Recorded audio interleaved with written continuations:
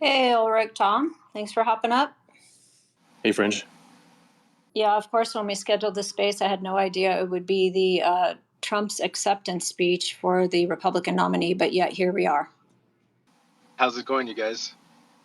Yeah, good. I almost canceled. Actually, me and Hiker Gal did a space on Monday that I almost just canceled, just because the events of last weekend and a lot of, people are having a lot of emotions and a lot of news cycle, going around and around the clock. I almost canceled it. I didn't, but we did end up talking about the massive number of precogs that people had on that event last Saturday, which was fascinating. How's my audio coming through? Do I need to mess with my internet connection, or am I okay? Oh, you sound good, Ulrich. Yeah. Yeah, let's do some regular housekeeping. If you can tweet the space out, repost it, especially if you have any hate listeners, please DM them. Also, we're getting more and more love. And so people who want to open up spaces and talk about what we talk about, please also DM them. I'm super excited whenever we have you once a month, Tom. So yeah, I can't wait to get started. If you can like us, you can retweet us. That would be awesome. Yeah, thanks for being here, Tom. I'm going to be relying heavily on the two of you guys for this topic, which I always rely heavily on Tom when Tom's in space because it's the Tom space. But I think this will be a stretch for me. So I'm so glad to have you, Ulrich. Hopefully you're wide awake and ready to go. What's your cutoff time? Remind me, and also start reminding us when we get close.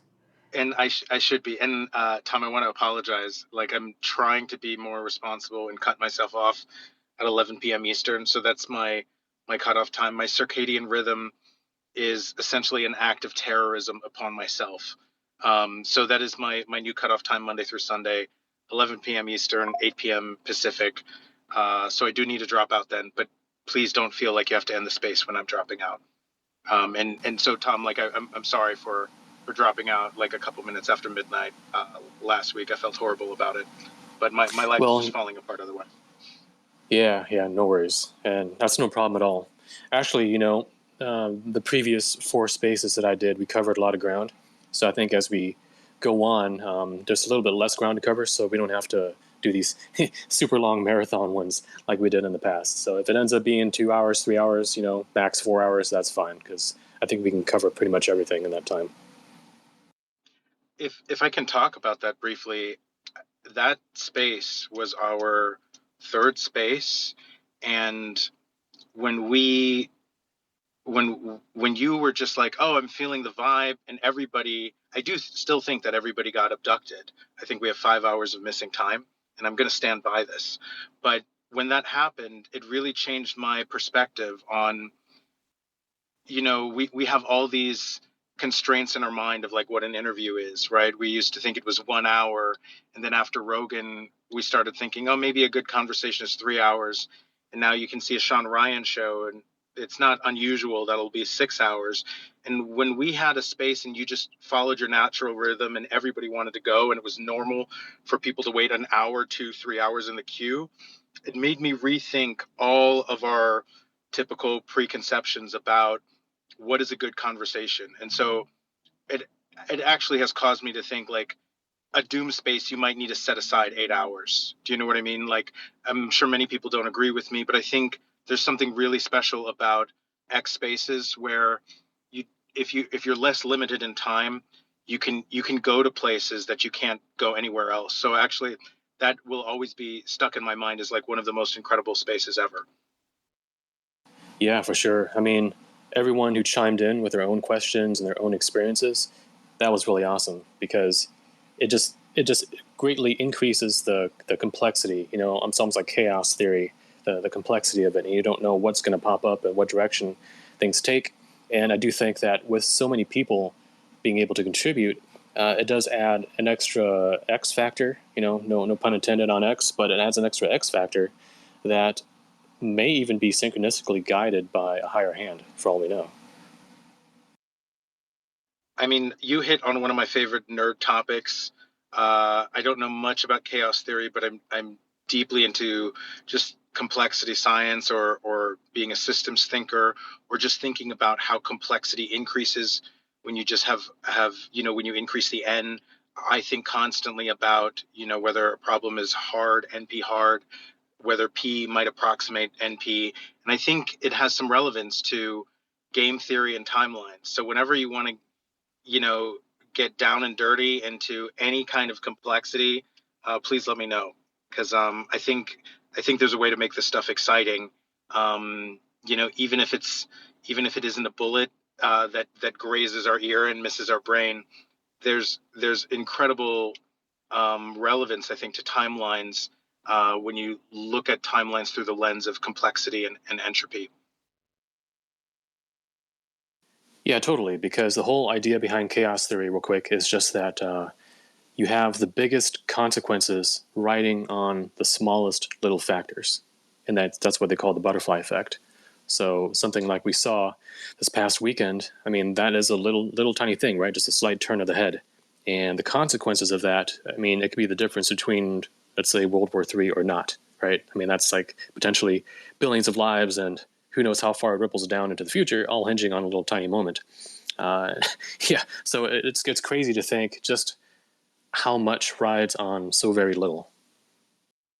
Yeah, I have a million different questions. Somebody slap me, Fringe. Tom, please slap me in the face. Shut me up.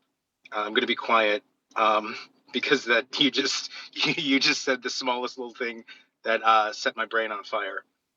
So yeah, I can talk about this stuff for forever. Yeah, I mean, it's totally fine to go off topic if we're all fine with it. It's not a big deal. I mean, we put a topic up there that we are going to discuss today, but then I always put open Q&A because having Tom here is a great opportunity, and people have lots of questions that might be off topic. So we could start off on the topic, and then who knows where we'll end up from there. So Tom, ancient cataclysms and aliens. Where do we want to go with this? Well, it's a very huge topic because I made a list of all the different cataclysms and disasters that I know about in history.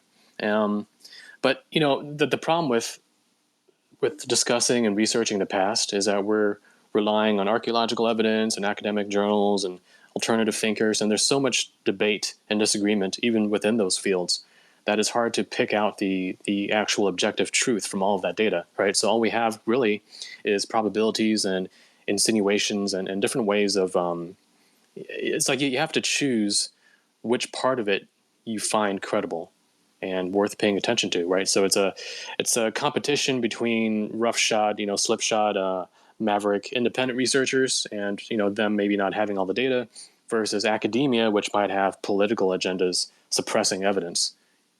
Which it's a competition between those two. So that's just like a little disclaimer that what I'll be talking about tonight is sort of my best interpolation of the data on that. Now, as far as like where we can start, I don't know. If you want to go anywhere, or Ulrich, if you have any ideas on that, that's okay.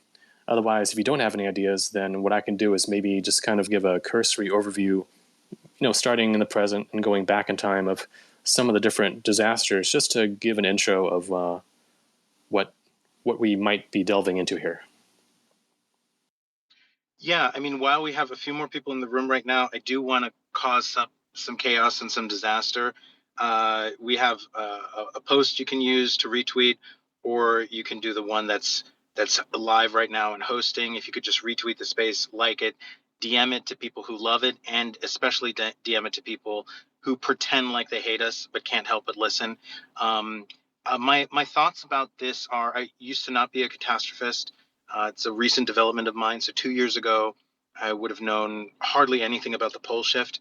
My personal view is that the more you look into Randall Carlson, and the more you look into the evidence behind pole excursions, that there is a lot of correlation that does validate the theory for the 6,000 year cataclysmic pole shifts, not the reversals. And so that's just my personal perspective, and I can push something into the nest that shows sort of a timeline of cataclysms throughout the history of humanity. But I'm not dogmatic about this. I will say here's what I will say. Oh, we have Tom Montalk here. I love this. I will say that I think there's potentially something extraordinary going on, that you can speak much more intelligently about when it comes to perhaps the electric universe theory and the broken geophysics, namely the convective model that we currently have to explain Earth's geodynamo. It cannot explain any of the pole excursions, including the current ones undergoing. It can explain through computer models the 300,000 year average reversals, but we need more interstellar models that may actually overlap with some of the insights of the electric universe theory to explain things like solar forcing, because the magnetic anomalies that are showing up in these 6,000 year cycles are happening on most planets within the solar system, planets that transcend our solar system, even planets that transcend our galaxy. And so we have interplays between other planets that might have strong magnetospheres interacting with our sun, as well as the galactic current sheet. So any ideas or insights you might have that tie into your research on advanced propulsion as it relates to the geophysics of shifting poles, how this energy from the sun might be affecting these pole shifts, I would love to dive into that because I haven't found a single person willing to be that dangerous. Yeah, sure thing. So if we look at the most ignorant viewpoint of history, of Earth's history, the most ignorant viewpoint is what you would find typically in a textbook, because that's the stuff that's been sanitized, right? So that's the sanitized version of history, and its version is relatively uniformitarian. It views history as not really having too many cataclysms. I mean, it admits to the ice ages. It might admit to certain mass extinctions millions and millions of years ago, but at least in the part of history that's relevant to us right now, they say that everything has been pretty calm for a very long time. And of course, there are very strong political reasons why that is, because as soon as you admit that there are regularly recurring disaster cycles, then that kind of weakens the faith that humans have in the future, and therefore in the economy, in government, and everything. And it threatens the world order as it currently exists. So that's one reason why it's being suppressed. But if you look at the data objectively, you do see that there have been way more disasters than they led up in the textbooks. Now, the mechanism behind that, you mentioned, for example, electric universe theory. And that theory, the basis of that theory is simply that beyond just gravitational forces in the cosmos, there's a very huge role that electric and even magnetic forces play. Okay, and there's different ways that you can take that theory. You can extend it to the utmost ends of things, where you might say that gravity isn't even real and gravity is just electric forces in the universe. And to that, I would say, well, sort of, but not in the way that you're thinking, because I'm thinking here about scalar physics principles and electrogravitation and so on, which they don't really get into too much. But that's a whole side topic. Mainly what I want to say, though, is that if we have an alternative physics right here on Earth right now that different, like the Black Ops groups are using, or different suppressed inventions, if that is real, then those same forces and principles are most likely also active on a astrophysical scale, like a planetary scale, interactions between the Earth and the Sun and the center of the galaxy and so on. And so therefore, there are physics principles at play that aren't being taken into account by current mainstream astrophysics, which relies on just the standard, relativity. And I mean, they don't even use quantum physics in that realm. They just use relativity and some Newtonian mechanics, and maybe some weak electric and magnetic effects, but they don't really put too much priority on that, right? But let me give you an example, all right? So if you read the Adam and Eve story book by Chan Thomas, or if you are into the Die-Hold Foundation material from Douglas Vogt, he's got a really good video series on YouTube. If you start with part 4, he really gets into his theory about different Earth disaster cycles and what's really behind it. And all of that ties into Ben Davidson's theories, Suspicious Observers, who you guys did a space with, like a couple months ago. That was an awesome space, by the way. But that whole theory, what that involves is, it involves the sun affecting the Earth in a very dramatic way that causes, so the mechanism behind that, the theory behind that, is that you've got the Earth, right? You've got the outer hard crust layer, the lithosphere, and then beneath that there is a semi-molten They call it like a plastic layer because it's semi-molten layer, which they call the asthenosphere. And this asthenosphere, it's about 60 miles down, right around to about 200 miles down, and it is the upper part of the mantle. Okay, and the asthenosphere, that's where the magma comes from that, wells up in volcanoes and very, very severe earthquakes and so on.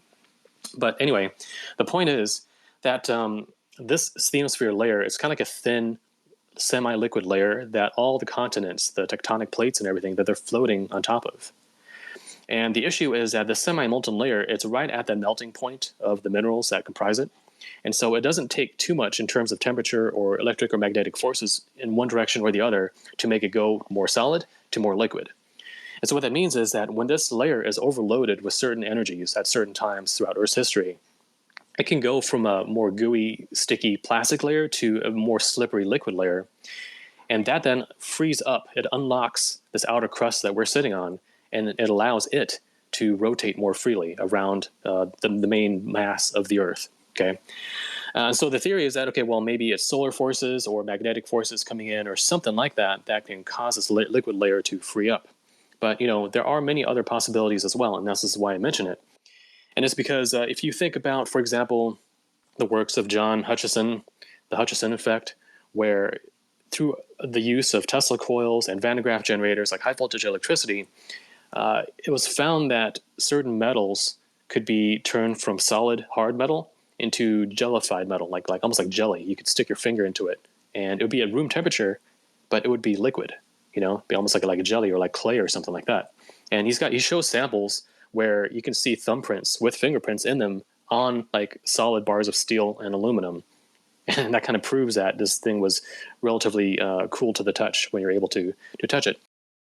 And so the point is, certain configurations of electric and magnetic fields which generate scalar waves or electrogravitational waves, those things are able to do weird things to matter on an atomic level, like weakening the atomic bonds and so on.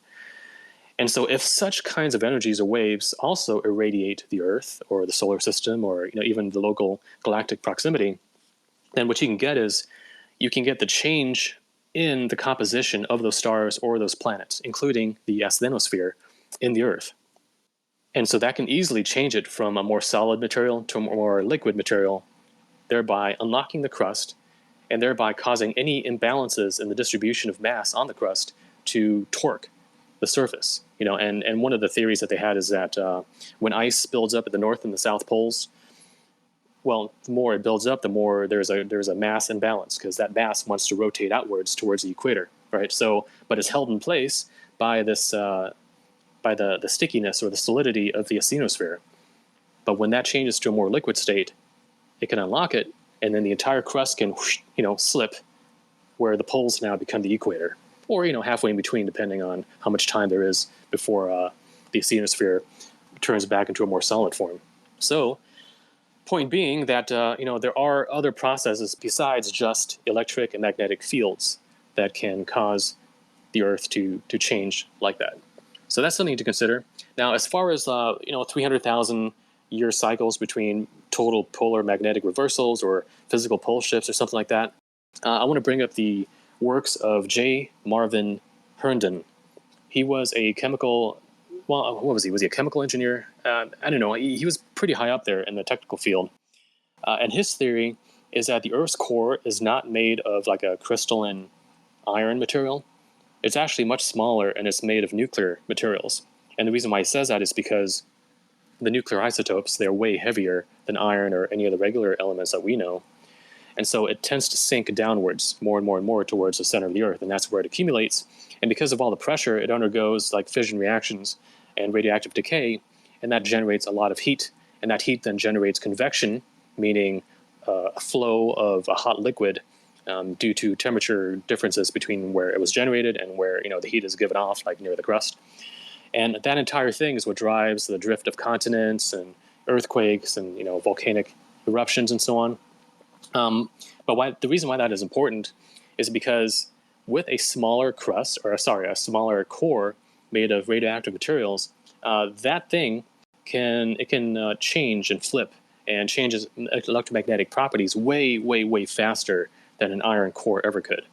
So his model actually explains why magnetic pole reversals and magnetic excursions can happen way more often than the classic iron core theory may explain. So yeah, once you start getting outside of mainstream physics and you start looking at like scalar physics mechanisms, or this Marvin Herndon idea behind it, you start realizing that yeah, disasters are way more plausible than the mainstream theory actually predicts. And so in a way, it kind of points to the idea that the mainstream theory is artificially handicapped to make sure that we don't pull on the thread of that sweater that leads to, not to mix metaphors, but that leads to opening Pandora's box of possible disaster and cataclysm mechanisms. Ulrich, I'm hoping that answered your question. What? Can I? Yeah, and before we get to Doomer Strebe, can I ask a follow-up question to Oh Tom? yeah, Sure. absolutely. I was just going to say what's fascinating to me, and it's just kind of an interjection into the conversation. I've been waiting for the pole shift since I was 15 years old, but never in my wildest dreams did I imagine that I'd be, sitting here at the age of 55 having a conversation about how the science is now catching up with the ideas that, even who put it out there way back then, probably Nostradamus or, someone like that. We just now have the science catching up. They are keeping it hidden. It's just like this alien agenda. It's just like the UFO phenomenon. This is what they're failing to disclose, and it all goes hand in hand. And we can get to that maybe later on in the conversation. But people have to understand, or try to understand, that these cataclysmic disasters, and just like the title of the space, ancient cataclysms and aliens, and it's going to come again. It's going to happen again. And they know it's going to happen again. Our government knows it's going to happen again. And we're sitting in the room still trying to maybe not convince, but at least get the information out there that this is more mainstream than anyone would really want to accept. So go ahead, Ulrich, jump in. And I know Strader's waiting. I'm not sure where that's going to fit into the conversation, but feel free for direct Strader as well. Okay. Yeah, Tom. So two things. One, I wonder, and it's okay if you haven't investigated this, but I wonder what your thoughts are. And I'm sorry, I already spammed the nest. I just couldn't decide. I couldn't say no, so I just loaded everything up. If you take a look at the third slide from the left, you'll see an excerpt from the 1993 Adam and Eve story by Chan Thomas. And by the way, for people who want to get a bootleg version of this, you can slide to the fourth one from the left and you get a free download. But this is the excerpt that describes one of the theories behind how there might be a crustal unlocking. My understanding is it's describing a principle of the Lorentz force or electric flux, namely that there is somewhat of a Newtonian tangential physical force that results from an electric current that passes through a magnetic field at a perpendicular angle. And because the magnetic field itself is diminished, the physical force of, I guess, what would be the mantle pressing against the crust is undermined. And when the magnetic field reduces enough, somewhere between 0 and 20%, you no longer have a binding force that presses the mantle against the crust. And Chan Thomas describes an analogy with mercury in a cylinder that gets electrified. I was wondering if you have read this, if you think it might be applicable. So that's my first question. What are your thoughts on this more electromagnetic and magnetic explanation for the unlocking of the crust? My second question is, do you have any sort of explanation for, and maybe you already explained it and I just didn't pay sufficient attention, but do you have any sort of explanation for what is changing maybe this isn't the correct term, but the fluid dynamics of the outer core that ultimately results in the drifting of the magnetic poles and the diminishing of the magnetic fields, not in terms of course, there's many things that are happening, right? The sun is changing, and there's some sort of electromagnetic influence. So if I'm not asking you to explain all the galactic forces, do you have any sort of based on your understanding of scalar waves or electromagnetism, what might be happening there? Because the convective model, that it's just convection, doesn't explain it at all. And I'm happy to repeat any of my questions. Yeah, sure thing. So Chan Thomas, one of the theories that he proposes is that there are these magneto-hydrodynamic forces inside the Earth that sort of bind. They do things to the asthenosphere, as I mentioned, that bind the crust to the rest of the Earth, so everything kind of stays rotating together. And when forgive me, Tom, the asthenosphere, is that the technical term for the mantle, just so people can follow with the pictures? Yeah, so that is the very outer layer of the mantle that is semi-liquid or plastic, as they say. Okay. Yep. Okay. And it's underneath the crust. Yeah, it's directly underneath the crust. So it's the thing that generates the magma that comes up in volcanoes. Yeah. Okay, so all right, so one thing I can say about that is there are other forces that are probably at play besides the convective forces and besides the magneto-hydrodynamic stuff. I mean, look, there's no doubt about it that the Earth is magnetic, and the magnetism doesn't come from there being like a permanent magnet inside the Earth. No, it doesn't come from that. It comes from circulating electrical charges that are contained in this molten material that, as they rotate, it generates a magnetic field. Okay. So when you think about magnetic pole reversals, it has more to do with changes in the way things flow inside the Earth. The liquid stuff that flows around, that's really hot and it's electrically charged. Okay. But then the question is, well, what causes that change to begin with? And you've got the mainstream theory about the iron core, and you can look that up. But then you have other things as well that you have to consider. One of them, I mentioned it in a space probably a couple spaces ago, is this Stanford physicist named Peter Sturrock, Sturrock. And one of the things that he's researching is the influence of solar or cosmic neutrinos, which are these tiny quantum subatomic particles, the influence of these neutrinos on radioactive decay. So what they do is they track these cosmic or solar neutrinos, they measure their rate, and then they compare that to the rate of radioactive decay in samples that they have in the lab. And they were able to find a statistically significant correlation between the two. Now, why is that important?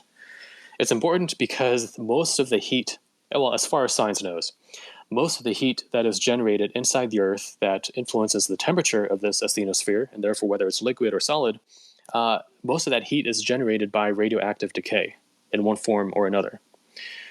And so if there are cosmic neutrino fluxes that interpenetrate the Earth and affect radioactive decay, then that affects how hot the internal heat generating mechanism of the Earth is.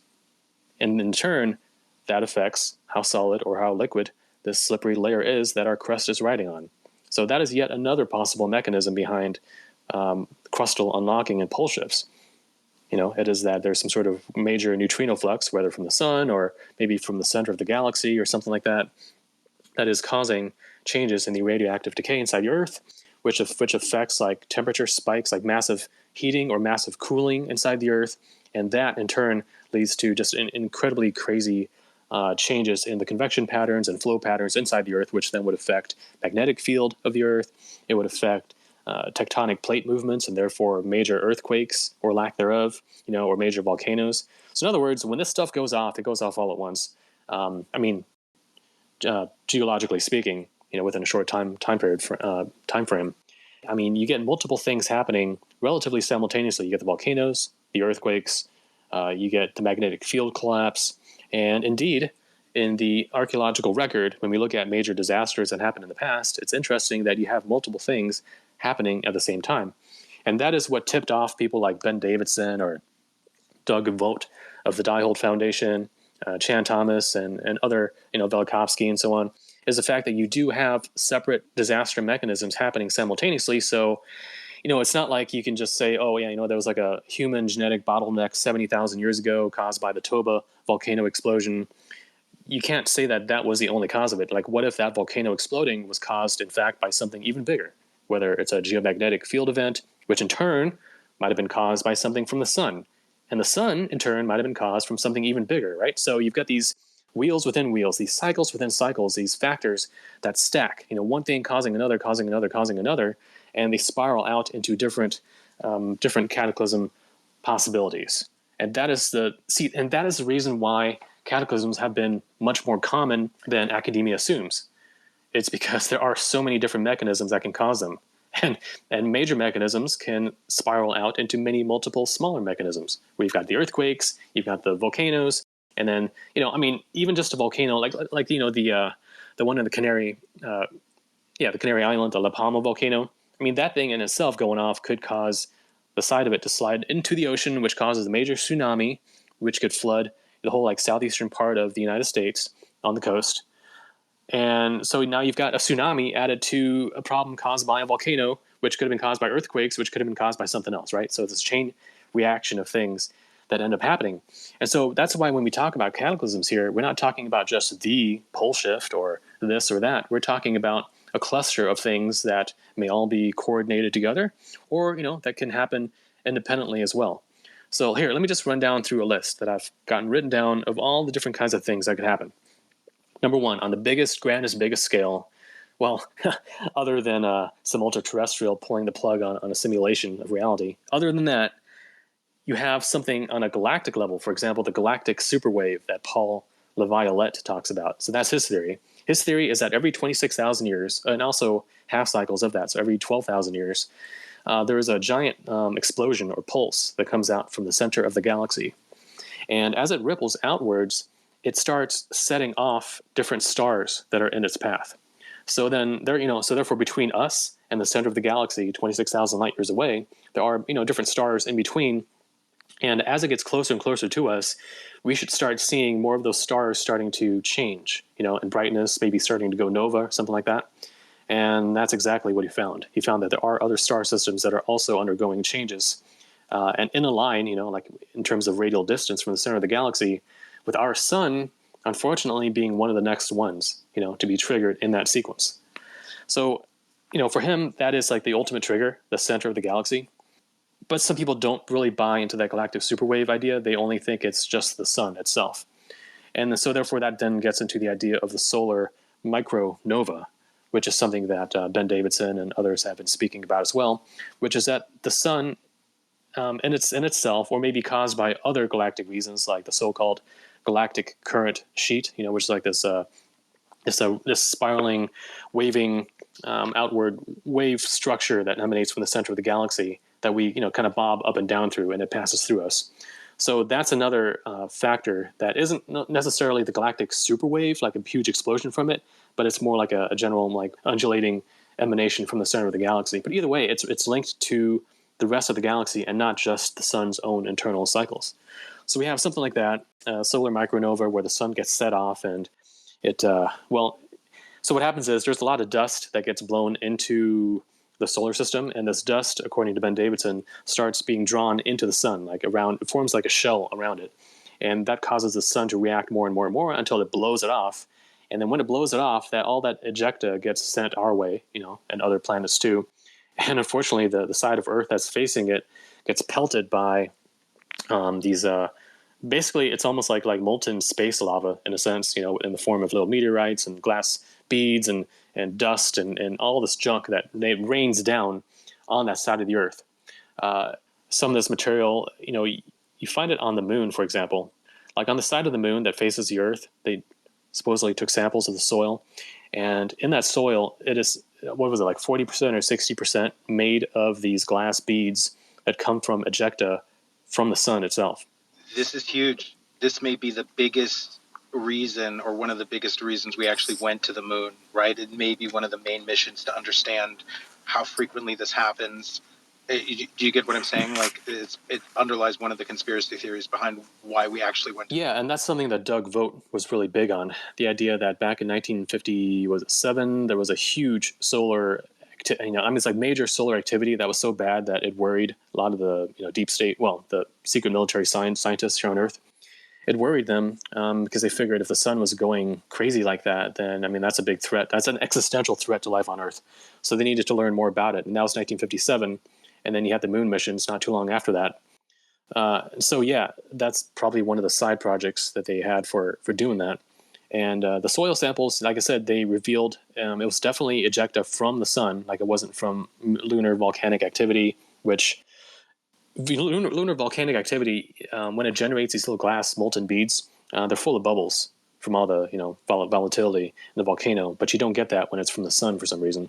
So that's how they know that it doesn't come from that. And it also doesn't come from meteor impacts on the moon, because the meteor impacts aren't strong enough to generate glass beads that are almost shaped like peanuts, where you could tell that was a glass bead that was spinning so fast that it kind of shoved it out into an elongated form. So they could tell based on the elongated form of these glass beads, these micro glass beads, what rate that they were spinning at, and therefore how much energy it took to make them be that way. And there's no way that meteors could do that. And so the only thing left is that it was something from the sun, like a solar mini nova that was happening that caused it on the moon. And of course, if it happens on the moon, then it happens to Earth as well. And sure enough, there are different layers in the dirt in the past from various different cataclysms, which they blame just on comet or meteor impacts. But analyzing the little microbeads and structures in there, they found that they were similar to the ones on the moon, and so therefore it wasn't all just comets and meteors and volcanoes. A lot of it was also caused by the sun. So yeah, I mean, we have the sun, which gives us life, which gives us power, but it can also destroy us as well. And so that's something that a lot of the deep military shadow government stuff seems to be worried about. Maybe through remote viewing or supercomputers or time travel or something, they know when this event will happen. And so therefore they've been digging underground for almost a century now, trying to prepare for something that's coming. And interestingly, in parallel with that, to tie back to the topic of this discussion tonight, it seems that based on the alien abduction field, military abduction fields, contactees, and I mean, even religious prophecy, right? All of it points towards a major discontinuity in human history coming up at some point. I mean, the timing seems to be variable, which makes sense if, the future, it's not all 100% deterministic. Maybe there is some weird quantum factor like collective consciousness and where we are in our spiritual paths, or the way timelines are working out, and maybe how that ties into bigger ultra-terrestrial agendas who might have control over space-time to some degree. There's all these different interlocking factors. And so that might add some noise or some variability to the timing and the nature of what's coming up. But no matter which source it is, it says something is coming up. And funny enough, some of the people who have near-death experiences or who have visions of the future, they generally are told that it can go this way or it can go that way depending on how spiritually up to speed humanity becomes by that point.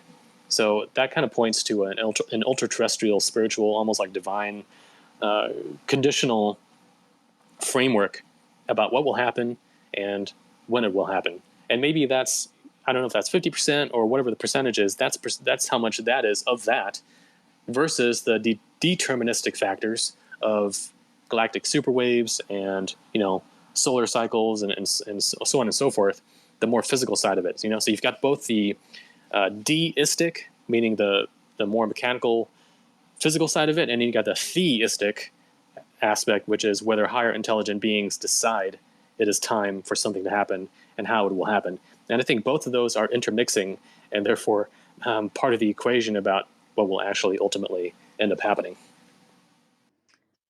Really briefly, Tom, I just want to highlight the significance of there being a dogma in archaeology that insists on civilization being only 6,000 years old, and there not being previous civilizations that have a much older timeline, like 12,000 and 18,000 years old, because the dogma is almost similar to the dogma against regular periodic cataclysms. If we find civilizations constantly springing up right at the demarcation point of cataclysms, then it even upends evolutionary biology theory. This idea that we're going around hunter-gathering and then having a stoned ape, tripping on some mushrooms, kind of flies against the evidence that if 6,000 years ago we had at least a smaller level of a cataclysm and civilization restarted and civilization began day one after the cataclysms and multiple instantiations or multiple evidence of civilizations that far transcend 6,000 years implicate an extraterrestrial influence as well. The only way you start from zero is with an alien DIY Home Depot basket for civilization. We're like, here's how you start civilization. And so some of the dogma that we have that's so entrenched is actually an anti-alien intervention dogma. At least that's my perspective, and I just wanted to frame that for other people who haven't realized that there's a good reason why they're so resistant to ancient civilizations and cyclical cataclysms.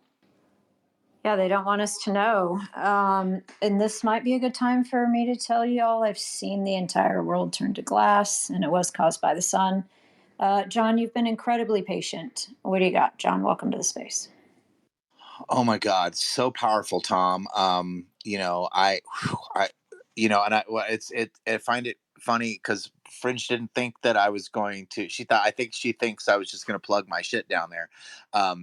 But I don't. I love Fringe and Doomy, and I don't know if they know my whole story because I'm a Doomer for a reason, and it's not just because I'm a lifetime experiencer and researcher of this phenomena. Through my entire life. Um, I I in '97 received a download. I had been experiencing things my whole life. I had had a major experience right at the time of a massive trauma. I mean, my story is just starting to be told, really, and that is, I will plug real quick, down in the pill there. I posted Sean Patrick Hazlett did a video. A YouTube video. It's the first part of probably a three-part of my story, and so it's kind of my origin story down there. And so yeah, I hope you check it out. And Tom, I've never interacted with you yet. I found you through these spaces. I didn't know who you are, and listening to these spaces with Doom and Fringe just blew me away. And then I, talked with my contacts about you, and they were like, "This guy is fucking legit." And so I started, paying a little more close attention. And everything you were just talking about, I mean, literally fucking everything you just said for the last 25 minutes was stuff that I received in this download. And they gave me a 60, and my download happened right in front of people, right in front of my wife and friends. I'm not going to go into the whole thing because, of course, I don't want to, I want to be able to, hopefully you can give me a quick follow and I want to talk John, to you offline. I'm going to interrupt you to say, why don't we have you in the Doom Room? We need to hear your story. Anytime. I've never heard it. And you and I have actually had a similar download, so it's fascinating. Yeah. So when you were just saying, I mean, I received this, this timeline, okay, this possible timeline that is a giant, what I would call, and I'm not a scientist, so I use basically Star Trek terms. So you're 1,000 times smarter than me, Tom, but I when I'm thinking of Star Trek terms, it's like a temporal causality loop, that there's a point in the future where we travel back, way back, okay, millions and millions of years, and then that starts the ball rolling, and then we have this, and I don't even want to go into. The point being is that I've seen past cataclysms, future cataclysms, and exactly like you said, the sun, the pole shift, completely reset everything, and it is being used by them to sort of create their own, to oh God, I don't even, fuck, I'm just so blown away. To wipe us out. Yeah, well, but that's how they no, fight but us. not even no, to wipe us out in a way, but also to create themselves. Like it's a temporal causality. This point in the future, I call it the future genesis. I have my whole old theory. I've been working on these books for years. I've been trying to write this thing. I feel like there's forces in me that are trying to get me to get this information out of my brain, because when they put it in there, it was like an instant, like a lightning bolt from the blue. Like I'm sitting there, recovering from this horrific injury, and I'm trying to understand the phenomena because we had had a huge sighting of a massive triangular shaped craft right before the Phoenix Lights in Taos, New Mexico, and I was trying to understand this with my wife and my good friend, and this information. I'd never heard of downloads. I didn't know anything about that, especially back then. I just called it an epiphany. I was like, oh my God, I had an epiphany. All of a sudden I feel like I have this innate understanding of everything, and when I mean everything, I mean all history, all religions, all alien races, their agendas, the future, the past, how everything ties in together. dinosaurs, reptilians. I mean, everything. And I had never studied any of that. I was full on nuts and bolts almost all of my life, and I have a very deep aerospace background connection. And that's what I start talking about in the YouTube thing there. That's why they wanted me on it so bad. They were desperate for my story. I've been very protective of it. I've only told teeny pieces of it in these spaces. But you know, it's a scary thing for me to come out because there's a lot. I'm a complicated person, and but so this information has been trapped inside of me, and it's been literally torturing me since '97. And when I access it, I you know, and you know, people say channeling or all these other terms. For me, I didn't know any of that. I never studied the woo. I stayed away from it. I was scared of it. This process terrified me, and so and what I saw was horrific and terrifying. So I was desperate to figure out how do I get this information out of me, but I'm also desperate to not access it.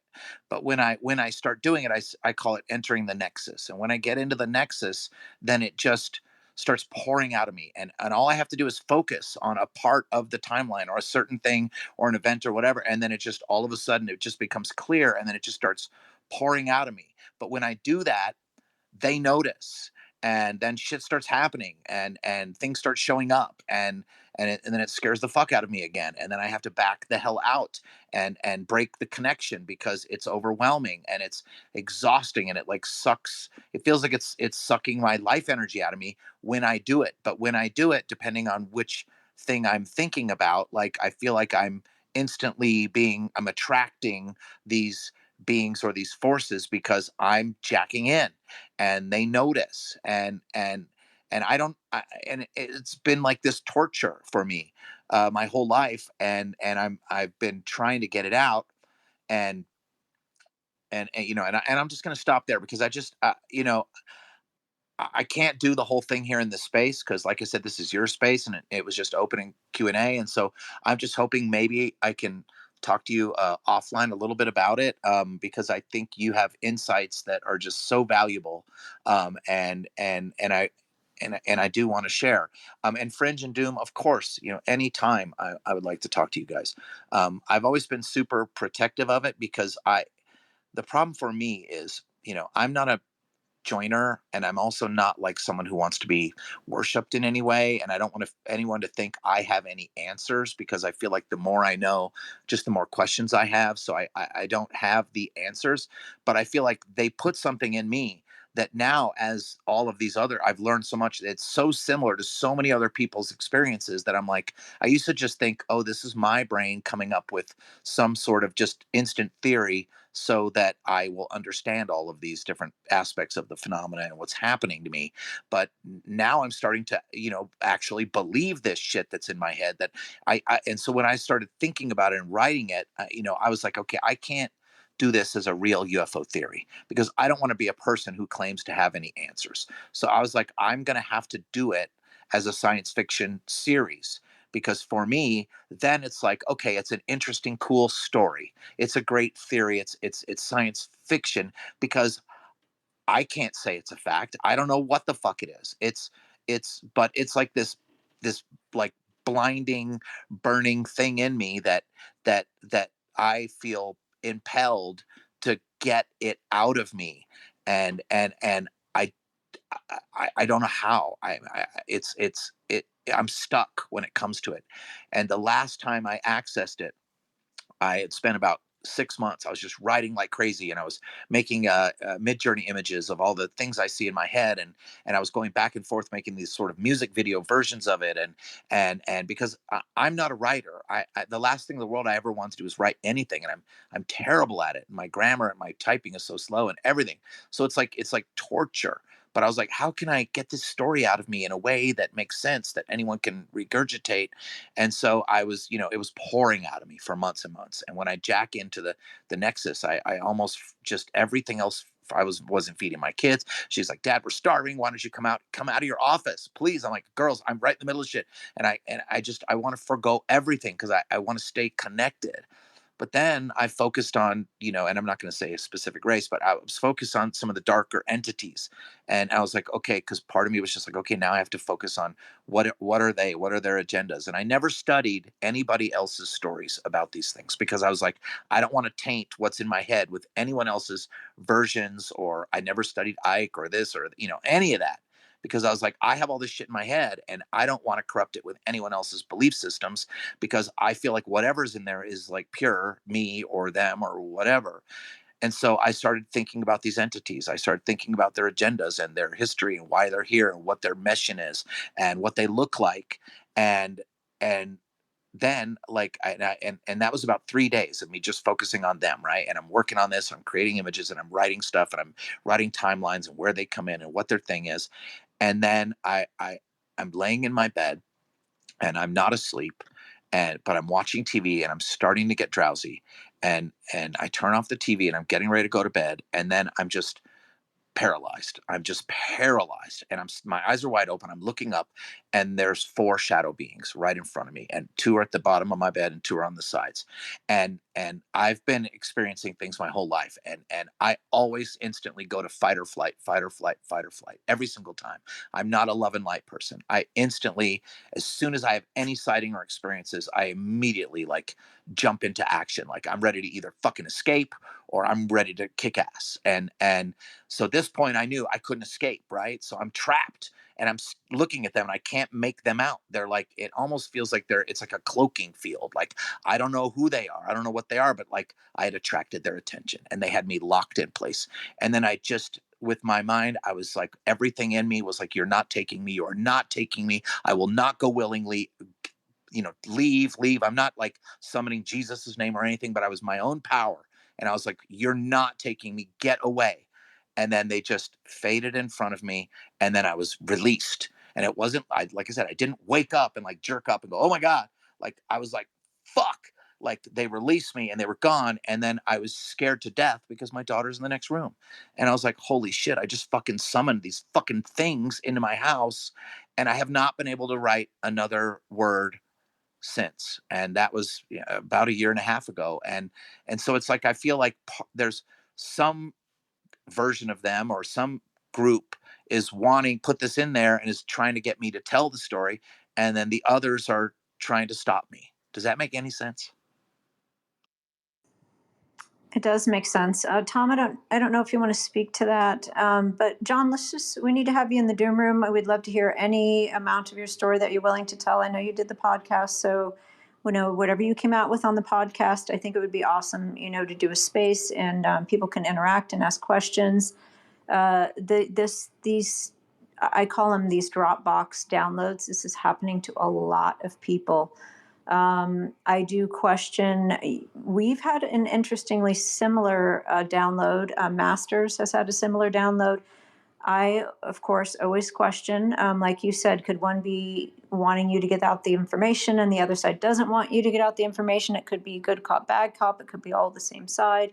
I'm interested to see what Tom has on this, but yeah, we should just schedule a space and let you tell your whole story or whatever part of it you want to tell. Yeah. Well, on the YouTube, I haven't told the download. I haven't told that because once again, I'm like, I just want to tell my origin story. When I told him about the download, he's like, oh my God, we got to do a whole thing on that. And we have not scheduled that yet, but he wants me to do that also. But I'm absolutely willing to do it because like I said, I got to get the story out and whether, what it really means or if it's real or not, like, I don't know. But if I can't get it out of me, it tortures me. It literally tortures me. I just want to say really quickly, Tom, we pushed up your upcoming space with, excuse me, Richard Geldreich or Geldreich. Geldrich. It is pronounced in German. No, we're not going to Geldreich him. Don't you dare. Tom is going to back me up on this. We both grew up in the fatherland, and you're outnumbered here, John. I'm sorry. Damn it. And we also pushed up your YouTube video. Oh, thank you so much. Yeah, and by all means. Yeah, the Geldrich space. I mean, I'm sorry, Tom. I love you, and I can't wait for you to answer my question. But just a quick little bit about the Geldrich space. Since he brought it up, I was not going to bring it up because it's pretty nuts and bolts, that whole thing. I had been trying to get rich to do this space because I've been following him a long time, and he's the most paranoid guy on Twitter.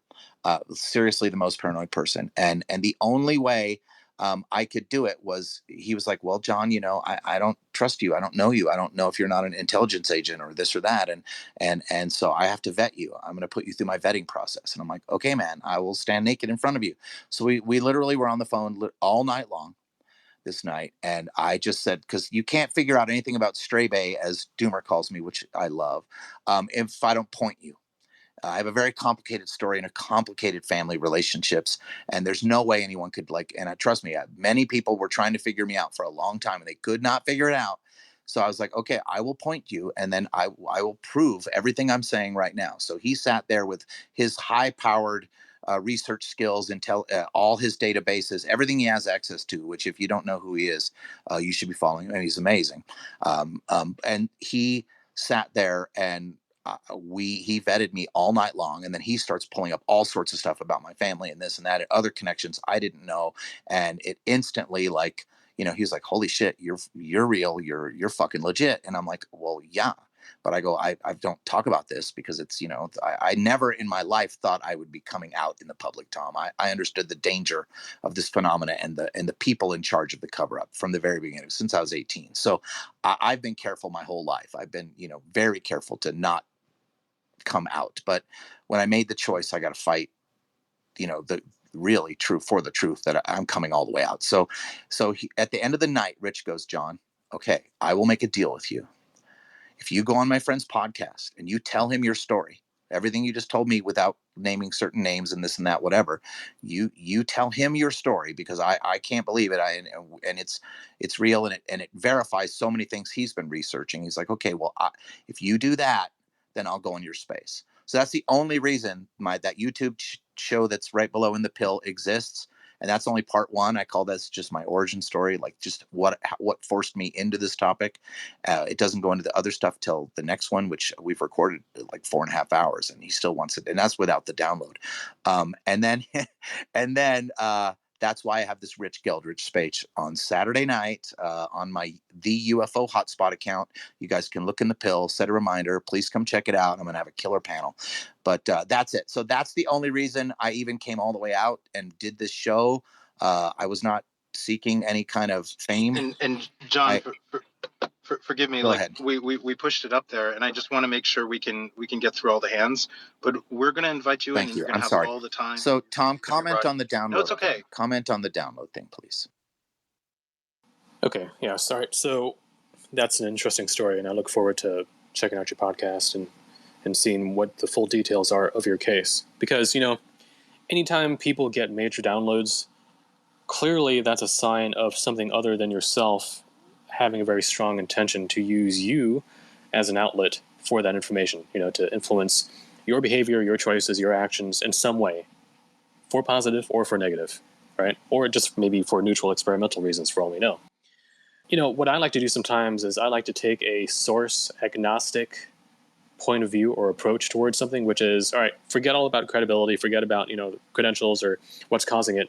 Look solely at what the message is, the content of it, whom it benefits, what facts it correlates with, and so on. You know, so you just kind of like judge it based solely on its merits and on any potential ulterior motives. And based on that, you can kind of read between the lines and then work yourself backwards to almost like reverse engineer the intentions of the source that is giving it. So that's what I do in cases where I'm not really sure what the source actually is, you know. And so I'll probably end up doing that with your case, if you don't mind. You know, I'll start looking at what came through you in your download to gauge what that might actually be. And so I'm not familiar with exactly what you got, so I can't really comment on the merits of it. But I will say that it's not always necessarily negative. You know, sometimes it is a positive thing. And the way that works is that it seems to me that mentally, psychologically, you know, sociopolitically, we live inside of a control system that tries to moderate what we perceive, what our beliefs are, what we can do with that knowledge, right? And so it's almost like there's a firewall that surrounds Earth. I mean, I don't know if literally, but at least metaphorically, there's a firewall. And there are higher truths, higher knowledge, higher influences that want to come here, want to improve things, but they're limited by this firewall. And they're also limited by the fact that a lot of people are just not interested in receiving it, or maybe not psychically capable enough of hearing it, right? So in order to get a major download like that, usually you have to be intuitive or precognitive or psychic to some degree to almost like have if someone is shouting at you on a walkie-talkie, you have to have a walkie-talkie to be able to hear them, right? So a person has to be activated in some way in order to get these messages. Now, if you do have a walkie-talkie, that's no guarantee that whoever's talking to you on the other side necessarily has good intentions. So it can be anyone with a walkie-talkie talking to you. And in fact, you know what? Maybe one guy or one person on one walkie-talkie is trying to alert you to some important thing. And then you've got this other guy who's a troll pretending to be that guy and sending in mixed messages as well, trying to trip you up. So what that means is you might be open, you might be receiving things, but no matter what it is, no matter how credible it seems, in the end, you always have to take that final discernment approach to analyze the info and sort the truth from the fiction. So that's what it all comes down to. It all comes down to vetting it, not just based on credibility, but based on its inherent merits. So one other thing I wanted to comment on is what you mentioned earlier about a so-called temporal causality loop. Just the idea that there are intelligences in our perceived future that are coming back now and trying to help us, trying to influence us to become them or to secure the future that they come from. Now, if you think about it, if there is only one future and only one past and everything is deterministic, then there's no need for them necessarily to try to influence anyone, But it makes a lot more sense if there are multiple different competing probable futures trying to influence the past to make us choose which one to actualize, right? And so instead of it being what physics would call a closed time-like curve, which I mentioned in a previous space as something that Jack Sarfati likes to talk about, instead of that, like a single loop, it's more likely an open space-like set of curves. So multiple probable futures exerting the influences on the present and, almost like soliciting us, kind of like politicians do or salespeople do, to go in their direction, to buy their product, to actualize their reality. Now, as to the factuality of time travel and future influences from the past, well, if you think about it, even things like intuition, precognition, or the philosophical idea of entelechy, those are all examples of the future influencing the past, in more subtle ways in this case, but you could theoretically scale it up to either physical or at least, if nothing else, at least some sort of psychic or mental time travel, right? And so if you think about like remote viewing, for example, remote viewing, when you remote view the past, there's a question, are you simply viewing the past or are you actually sending your consciousness back into the past? And if someone in the past is psychic enough, might they actually pick up on you remote viewing them from the future? And if so, then you can influence them, thereby influencing the past. So, that's something that we can do right now as humans in the present, if we have remote viewing abilities and remote influencing abilities, to actually send our consciousness back in time and stimulate some part of our past timeline in order to exert subtle influences into the present. And another thing related to that is the simple phenomenon of synchronicity or manifesting, which is something that I've talked about previously as well, where you might get you might get some very synchronistic thing happening right now in the present in response to something you're doing or something you're thinking. Sure. But if you trace back what the cause and effect is that leads up to that synchronicity happening physically, you realize that it can only have been that way if it started happening a week ago, a month ago, or let's say you opened some old book from the 1900s a century ago. There's no limit to how far back in the past the mechanism of synchronicity can work through in order to generate the manifested event right now in the present for you. So, all of it, it doesn't matter which angle you approach it from. It does show that linear time is only a subset of existence as a whole, and that you can have such things as interactions and communications between different points in linear time, between different realms, between different ontological levels of reality, like from your subconscious or higher self versus your ego self right now in the present, things like that, So, reality is way vaster than the mainstream perceives it to be. And so therefore, I don't rule out things like what you're saying. And so therefore, in the end, the only thing I can say is whatever comes through, just vet it, vet it as good as you can through critical thinking, through correlation with other data, and by looking at ulterior motives to judge what the intention is of the intelligence that is starting the entire process. Oh my God, dude. Sorry, John. Oh, blew my sorry, mind. John. I wanted to ask Tom a question about your case, actually, John. Tom, what do you think about this idea that every time he tries to access this information, or at least one or two times when he tries to access the information, these shadow beings showed up? Yeah, so I think I've seen many different cases and examples, whether in channeling or abductees, or people even just connecting to like the Holy Spirit or God or something, where by connecting to the light or by connecting to one part of thing, you invite a balancing of the equation by something equal and opposite coming into the life to try to offset that. It's almost like reality is partly a zero sum game where one win is offset by another thing's loss. And so that's part of it. And the other part is also that control system that I mentioned. That's why I mentioned the control system, is that there are these dark beings, whether they are demons or negative aliens or, for all I know, even time travelers, who act as time cops or moderators of what goes on within this so-called matrix control system. And anytime you punch through that layer, that layer of control, it panics them and it causes them to send extra reinforcements. Now, in some cases, like for example, my girlfriend, she had a period of time where she was more psychically active and doing like remote viewing, remote traveling, and she seemed like she traveled into the past version of Florida several hundred years ago, and she encountered a Native American woman and asked her, like, is Miami nearby? And the woman corrected her and basically said that's not pronounced Miami, it's pronounced more like Miami or something like that, which ended up being correct. But anyway, in that dream, because of her interaction with that, suddenly this UFO shows up, and like this gray was telepathically commanding her, like, stop it, like, what are you doing, like, stop. Basically, almost implying that she was doing a temporal violation or coloring outside the lines or something like that. And then she was yanked out of that experience and sent back to her body. So it wasn't just a dream; it was like an out-of-body experience. So that's just like one little personal anecdote that I have.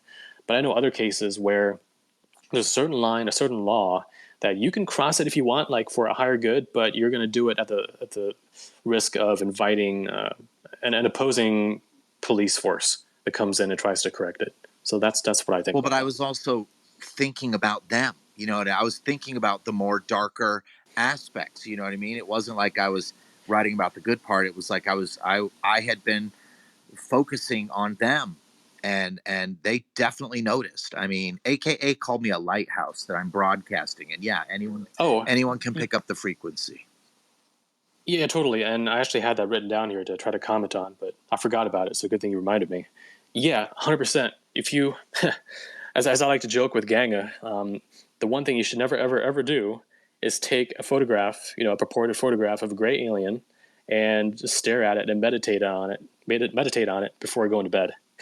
Oh God! Because dude. If you do that, what you're doing, you because talked synchronicity. Right now, I feel like us talking in this space right now is that synchronicity, because you're the first person, truly, that I've ever heard talk that like understands exactly what happened to me and what's going on. It blows me away, dude. I cannot wait to talk to you offline. And of course, Fringe Doom, I'm willing to talk because it's all going to get out. This is just amazing. So many, many years ago, when I wasn't as cautious as I am now, I did go out into the night sky. Well, okay, all right. So when I was 13, or was it 15? I forget now. But yeah, I did look up towards a starry sky, and I sort of asked, like, if anyone's out there, give me a sign. And I got abducted that night, and it left me with a 1-inch scar on my forehead from whatever they did, and I had numerous gray abductions after that. But many years later, I still hadn't 100% learned my lesson. And just out of curiosity, I kind of looked up at the night sky, the stars, and I put my intention out there like, hey, you guys want to give me a sign or something? And that night, I felt like I had a weird out-of-body experience, or maybe it was a dream or something, but it was symbolically represented in my mind where this craft, it landed, And this woman came out, and she came up to me, and she sternly kind of scolded me or reprimanded me. And she said, "Don't ever do that." And the way that she explained it is that imagine that you're in a war zone, and there's two sides that are fighting, and you just get on a radio and you say, "Hey guys, I'm here. You want to meet up with me and hang out?" Well, you don't know which side is going to be picking it up, and you're broadcasting it to all sides. So when you're psychically doing that and you're not careful, then you kind of open the door to even the nefarious stuff, and they come in and they can contact you, and they can even masquerade as a positive things. So luckily, whatever this dream was, maybe it was just my subconscious, or maybe it was one of the good guys, who knows? But I got warned to be careful with that sort of thing, because you don't know what's going to be coming through. I literally stopped. Yes, and so what you did, stopped thinking about it, writing about it, stopped making the images, because I felt like I immediately put my family in danger. yeah, it's true. Especially, I mean, for you to even have had these experiences, that tells me that in some way you must have been psychically active, more so than the average person. 100%. Trust me. Right? Okay. When you know about my family connections, my Apollo connections, everything, I've been having them my whole life. And yeah, dude, for sure. 100%.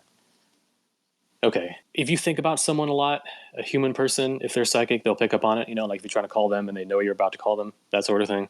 Or maybe you've had it happen to yourself. Well, imagine these aliens or these beings, whatever they are, being extremely psychic, and you're focusing on them for hours and days. I mean, of course they're going to pick up on it. And that's also one of the ways that they can blacklist certain authors and certain materials from people reading it. Because when the person reads that material, and let's say it's material that exposes them, the person is indirectly, subconsciously, yeah, exactly. It'll ping them. So they'll get a ping, and then if they're, typically these beings will then scan that person's intentions, their subconscious, their soul frequency, scan their probable futures, and if that person is someone who is like a butterfly on the timeline, potentially staring up a hurricane, those beings then will get to work on that person, trying to get them. I mean, sometimes it's as simple as making them extremely sleepy, like really tired while they're reading the material. Or maybe they'll wake up the next morning and have zero interest in ever looking at the material again, which is kind of related to what Eve Morgan talks about with the love bite phenomenon. And so, there's many ways that these beings can act as sensors of mental activity in our world without the person even realizing it, unless they are very astute observers and very good observers of their own internal mental states, and realizing when they get a thought or an impulse that isn't their own, and then to question it and then to override it. Right. So if someone reads, let's say, something that I've written, for example, or listens to The Space, and they get overwhelmed with a crazy level of sleepiness, and then the next day they forget all about it. A lot of people will just think, yeah, I guess this is boring. I'm not really interested in it. But what if they push through that and they realize, oh crap, this stuff is extremely relevant. And and it spirals them on to researching other people that they might have not have known about, and so then they end up becoming a force of truth and a force of discernment that might help influence other people, right? So that is the subtle spiritual war that is going on between positive and negative forces that acts through people in ways that they don't even seem obvious. Like we think, oh, positive versus negative, it involves like ships in the sky shooting each other down with laser beams. Well, not necessarily. It could be happening right now within us. And that's why it's more close to spiritual warfare than it is to just merely psychic or physical warfare. Dude, I mean, oh my God. You are on my page 1,000%. AKA, are you hearing this? I'm having one of those moments right now, my brother. It's like, it's happening because I am one of these people. Like and I never researched them. To me, being on UFO Twitter was exactly that, because I had been alone doing this all by myself for decades because I was terrified to be noticed. And as soon as I decided to start throwing down, everything in my life started changing, throwing me into disarray and chaos, because I was pushing hard for that truth. And I like I said, that idea of feeling like it's some sort of spiritual war. There's a fucking war going on, and the lies are so overwhelming, and I couldn't understand what was happening to me, and I just started fighting and coming out here, and then all of a sudden all the connections, and I started realizing right away that I was not the only one, and so many other people were having similar experiences, and this and that, and then learning, people like almost, well, not almost, but a lot of people worship Chris Bledsoe. And I always, as soon as I didn't even find out about him until in Spaces. I didn't know who that guy was. I'm not a Jesus person. So and once again, I was never studying experiencers or other people's stories. That wasn't my thing. So I didn't even know anything about this guy. And so as soon as I heard about the lady, I'm like, holy fuck, I've seen that lady. And so I started looking into him, and I'm like, oh, this guy, he's just like me. Difference is he's willing to talk to them. He's willing to invite them in and listen to them and believe them. And me, I have been trying to block them out, fight them, get away from them, run from them, keep it at bay at all costs. But as soon as I even start really thinking about it, bam, the shit starts happening. And you know what I mean? And like, there's a difference between people who embrace it and just buy whatever they're selling, and other people like myself who, I fight against it, because I feel like if you're going to interact with me, I want you to ask my permission. I do not want to be, fucked with. And I feel like they've been taunting me my whole life. And every time I have a major experience, it goes hand in hand with traumatic events in my life that then are like put on stage for the whole world to see. It's like this hidden dance. They're like, let's see if he can how he deals with this. Let's see how he deals with this situation. And here I am, like I've been fighting for this situation. I'm here on Twitter. I go to Contact. I start making all these connections. I have a massive sighting with my daughter on the way home. I'm trying to block the channeling, and then I get home and I get a cancer diagnosis, and I feel like, oh God, like here it comes again. Like I'm about to get this. There's going to be a massive interaction with these creatures, or something's going to happen more than just the sighting I had, because I'm like, it always comes in threes. Like for me, there's always some horrible traumatic event, some sort of psychic thing, or a major sighting or an abduction. And then there's like, and pain and suffering with that. And then, then there's like this media attention and every time. And so like, I'm already been like kind of walking on eggshells going, okay, something's about to drop. Like I know something's about to happen, because I have the same feeling every single time. And it's crazy, and I never thought anyone would understand it. And I've like, when I started talking to AKA for the first time about it, off of Twitter, he was like, understood me, and I'm like, holy shit. Like he was helping me work through these experiences, because I was like, I've never been able to tell anyone these things. Like I don't know how to get this out of me, and I don't understand. And so, and then hearing you talk today, just, I mean, every single thing you said, I'm like, oh my God, he's like literally explaining me. I'm like, so I'm blown away. Thank you so much. Thank you, Fringe and Doom, for hosting this space. I'm so happy I popped in here, and I don't want to take up any more time on the stage. I will just listen now, but Jesus, dude, I can't wait to talk to you offline, Tom. Thanks so much, Stray Bear. Yeah, we can leave it here. I want to make sure we all remember the topic of the space, ancient cataclysms and aliens. Of course, we're going to be getting back to that, but we did open it up early for questions because we only have Tom for a limited of time. So let's welcome Taylor and go to Taylor. Hey guys, so that's an interesting title, Ancient Cataclysms and Aliens. I think that they're kind of intertwined. So if you look at the reason why the last major cataclysm, which was the flood, happened, it is because there was a lot of genetic manipulation going on. In the Bible, it describes these watchers that came down and was, making all flesh corrupted, as the Bible says. It described them as looking like reptilian, or the appearance of the likeness of an adder or a snake. So these are what you would call, I guess, a reptilian type being. And, so it talks about in the Bible how all flesh was corrupted. And this is why the flood had to happen. So I think that they're much responsible for the ancient cataclysms that happened, in particular the flood. So I think that, if you read the Dead Sea Scrolls, you'll learn a lot more about that. And it just, explains so much, and the nature of these beings too.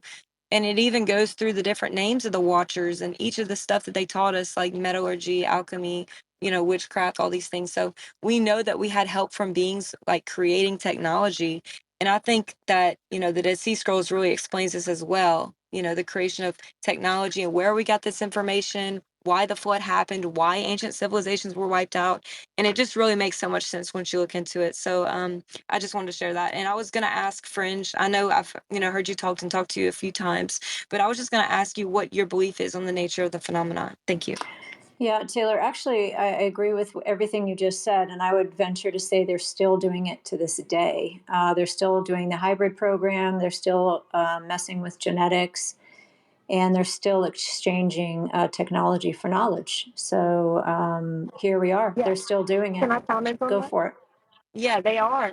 And Jesus said it would be just like the days of Noah in the coming of the Son of Man. So he's like, before I come back, before the end of the age is coming, it's going to be just like the days of Noah. And if you look up what the days of Noah were like, there was this genetic manipulation, there was these principalities and powers ruling over the world, these hybrids, but I think it's a lot more covert now, the hybridization. But if you look at the abduction phenomena, what you really see is people talking about this, their hybrid children, and that's why they're abducting them for this genetic manipulation and things of this nature. So I really do think that, if you look back in the past, that's you can really get a good example of what's happening now with the hybridization, and that's really the purpose for the abductions. Yeah, I totally agree with that, Taylor. And then on today's topic, it's what's happened in the past is coming again, right? It looks like we're looking at another cataclysm coming up. So yeah, it's all fascinating to me, and I thank you for contributing that to the space. And I agree with you.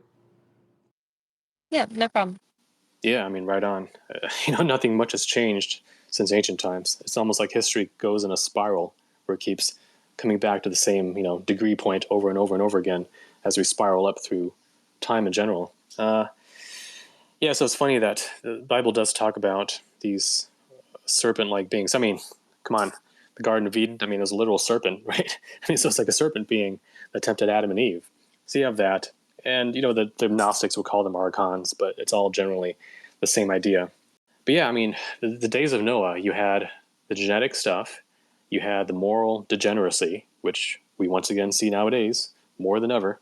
You have that, and you have a lot of the similar dynamics going on. So therefore, it's really no surprise that prior to this purported cataclysms phase that's coming up, we're getting a major increase in UFO sightings since the early 1900s, and the abduction program, and people here working with these powers as part of the a common agenda in a way. So it's all very similar. And if you think about these resets that have happened in the past, they come with an immense loss of life and civilization. So it is, I mean, just logically speaking, it is the survivors who become the genetic seed of whatever civilization comes after that.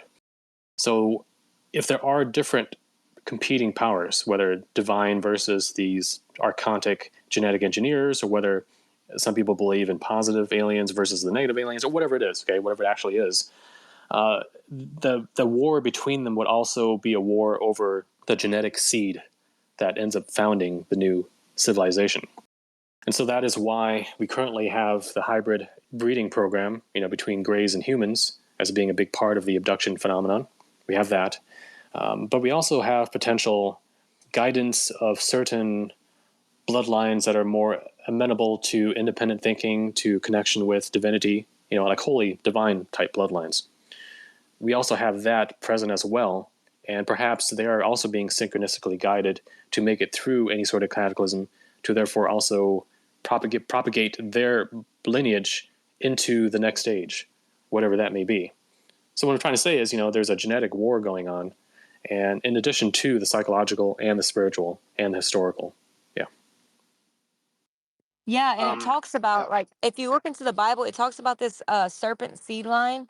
I mean, if you just have to kind of look into it, but it says like after Cain and Abel were birthed, it talks about how there's going to be two different seed lines, the seed of the woman, and it's always going to be in strife with the seed of the serpent, and he's going to I can't remember the exact verse. It's basically like the seed of the woman's going to crush the serpent's head, and the serpent's going to strike his heel. So basically, he's going to crush the seed of the serpent. So this is absolutely founded in the Bible, and I could go into it a lot more in depth, but yeah, you're right on. Thank you.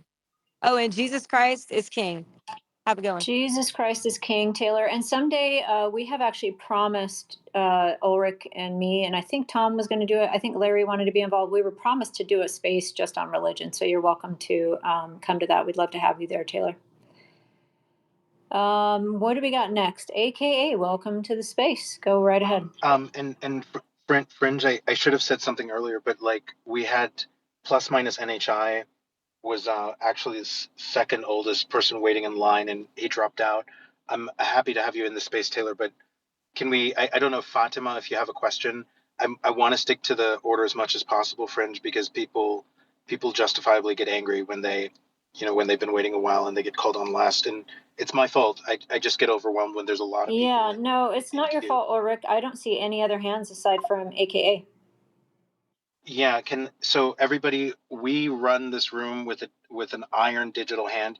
If you don't have your hand raised, Fatima, you're welcome to hang out here, but really I'd appreciate if you raise your hand. If you don't raise your hand, we're going to assume you don't have a question. And I'd like to stick to the order, so if we can go to plus minus NHI, and then it's going to go in the order of hands. Go ahead, man. Oh, hey, thanks. Yeah, a question. Actually, I'd love to get Tom's thoughts and Doomer's as well.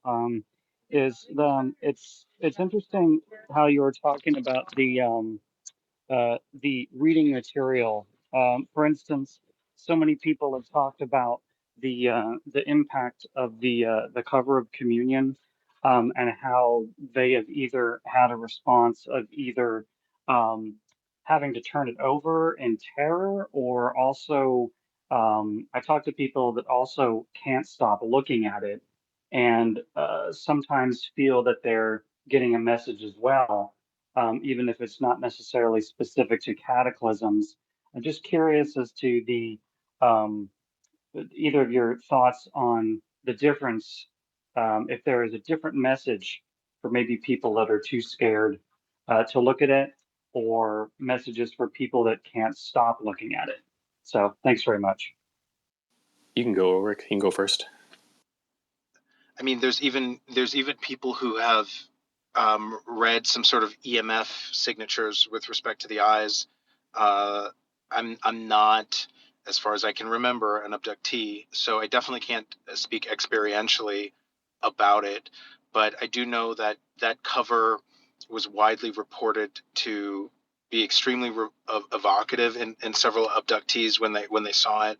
And I would assume that we're looking at some sort of anchoring of a hitchhiker effect, that in these eyes there's such an accurate representation and there's a psychic entanglement or resonance, that might even, I don't know, establish more of an anchor, and a more permanent relationship with grays if you're having regular abductions. And we say the UFO phenomenon is primarily about consciousness, and the best analogy I have is we have reports of people who aren't Christian, who in a moment when something is happening during an abduction, they invoke the name of Jesus Christ with an emphatic, fierce concentration of intention of like, I don't want this. And sometimes it'll break the abduction, or it'll stop something from happening. And other times there are devoutly religious people where it's insufficient. And I think we're looking at different kinds of abduction phenomena, MyLabs, different beings. But I think sometimes we're looking at more the conveyance of the intention, more than we are necessarily the invocation of a specific word. And I think here we're looking at same thing, like some telepathic engagement is not using human abstracted symbolic language. It's purely semantic, purely the meaning is conveyed without any linguistic or human language. I think there's, when we're looking at telepathy and entanglement, it is the actual intention, the semantic meaning of the word that is a carrier, both for traditional UFO abductions, as well as even like telepathic entity contact through psychedelic means.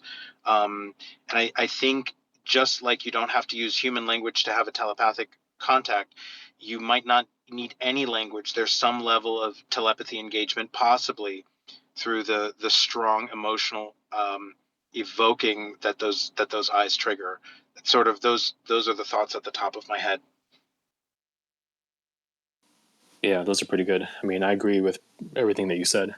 So the image on the cover of Communion, if nothing else, I mean, if it's someone who has had no experiential context with aliens or with grays or anything, the cover still functions in a way as a, well, partly as a remote viewing target, partly as an occult sigil that embodies that energy. And so if a person, as I mentioned earlier, the worst thing you want to do is print out a photograph of a gray and meditate on it. Well, that's what that cover is in a way. It's a visual representation of them that your mind can use to lock onto them, in a subtle remote viewing context. But what I find interesting is that in occultism, typically demons will have a certain name associated with them. And it's just like in Hinduism with mantras, where a certain vowel consonant combination, a certain word or name captures the vibrational essence of the god or the being that is associated, or the demon that is associated with. But what I find interesting is that as far as grays go, there really is no common word or name that they've given out that encourages us to use words to lock onto them. All we have really is the image. And the image has become such an institution in our culture that we even have an emoji for grays. I mean, isn't that funny? You type in an alien emoji, it's a gray alien thing. So it's become part of our collective consciousness now. Uh, it's a chicken and egg thing. It's like, did we do the emoji because they've been around and it's become part of our experience, or was the emoji purposely created to encourage them to enter our culture even more through some sort of magic that happens through the lexicon, the visual lexicon of our emoji language? That's a pretty weird topic, but wanted to bring that up. But as far as people's reactions diverging between the cover, whether they react to it fearfully or whether they can't look away from it, I think ultimately that depends on a number of factors. It depends on if they are abductees, whether they've been subconsciously conditioned to love them and accept them and appreciate them, which a lot of abductions do try to do that. See, when an abductee experiences one of their contacts, usually it begins with this intense fear, this intense body terror that can induce PTSD within them. And then once these beings show up, they then can exert their telepathic pressure on your mind to, reduce the fear response and increase the love and light response, so that you start feeling kind of gooey and kind of neutral or pacified, tranquilized around them, right? And so which one of those, the initial fear reaction or this artificial tranquilization, is the one that sticks with you, may diverge whether, you react to that book cover positively or negatively. That's one factor. And of course, the other factor is if a person has a very good spiritual discernment or has remote psychic abilities to tap into something, they might look at that cover and they might actually be tapping into the intelligence behind it, and they might sense that it's a very terrifying, icky, life negative kind of a thing, and they might recoil from it. Whereas someone else who might be driven just by curiosity and doesn't have that, they might say, wow, that's just so enigmatic, the way the face looks and the eyes and so on. So they might actually be attracted to it, right? So there's all these different factors that might explain what the differences in reactions are. So, and then from an abductee point of view, having gotten that book when I was a teenager, I must have been drawn to it because I think I checked it out at the library, but I don't think I even read it because I could not even hold on to it. Like I couldn't let my fingers even touch the cover of the book in order to open the book to read it. It was super creepy. I would turn it upside down, and I just got the heebie-jeebies. I couldn't read the book. I don't know if I got through a couple of pages or what, but I ended up just having to turn it over, and I think I just took it back to the library. Plus or minus, does that help you out? If so, we can go ahead and get to AKA. AKA, welcome to the space. Thank you. Thanks, everybody. Thanks, Tom. Quick question. Basically, if you would be so kind, I'm going to ask you a mock interview question real quick. Let's say, given a scenario where you were in charge of philosophy and thought leadership for a special project that involved the collaborative efforts of both humankind, NHI, and partial NHI, working to solve problems. Thinking through the dynamics of a typical workday and off work, where would you see the guardrails, the policies, the ethics to separate and create basically rules of engagement between all three of those different being types? Just curious what your answer would be there. Okay, that's an interesting question. So, well, first of all, if you compare humans with partial NHI to full NHI, what you've got there is you've got a gradient of intelligence level, technological level, and especially, the most importantly, psychic ability level. Now, the issue is that if you were just stuck in a room with a full NHI and a partial NHI, and that's all there was, the human would be the one that would definitely be in trouble because they could be played by like marionettes for the entire process. Just because, I mean, if they have zero discipline as far as psychic abilities, as far as like questioning their own emotional, mental, subconscious impulses, then yeah, I mean, they're going to be played like fiddles in that situation. And as far as protocols would go, it would be very tough for them to think objectively and act objectively. So they would have to probably keep their distance and probably be in a very self-aware meditative state the entire time, just to always keep an eye on their thought processes for any deviations that might put the finger on the scale of the project itself, right? I mean, if the project were simply one about, oh, let's work towards the survival of humankind and Earth or something like that. Well, if the NHI is a malevolent one, pretending to be positive, then they're going to influence you to make you think like, oh, wow, yeah, this makes perfect sense that we should, I don't know, like hybridize humans with grays so that we become more intelligent, more psychic, and therefore we can overcome a lot of our civilizational issues that stem from lack of intelligence and lack of psychic powers. Like you would think that that's the right way to go, because your ability to think of the alternative, which would be, let's say, I don't know, aligning with divine forces enough so that your epigenetic expression of your own human DNA becomes activated more towards that, so you become psychic in a more natural way. Maybe that is a better alternative than hybridizing yourself with these cyborg-like grays, which will probably take away a lot of your individuality and your ability to think independently, right?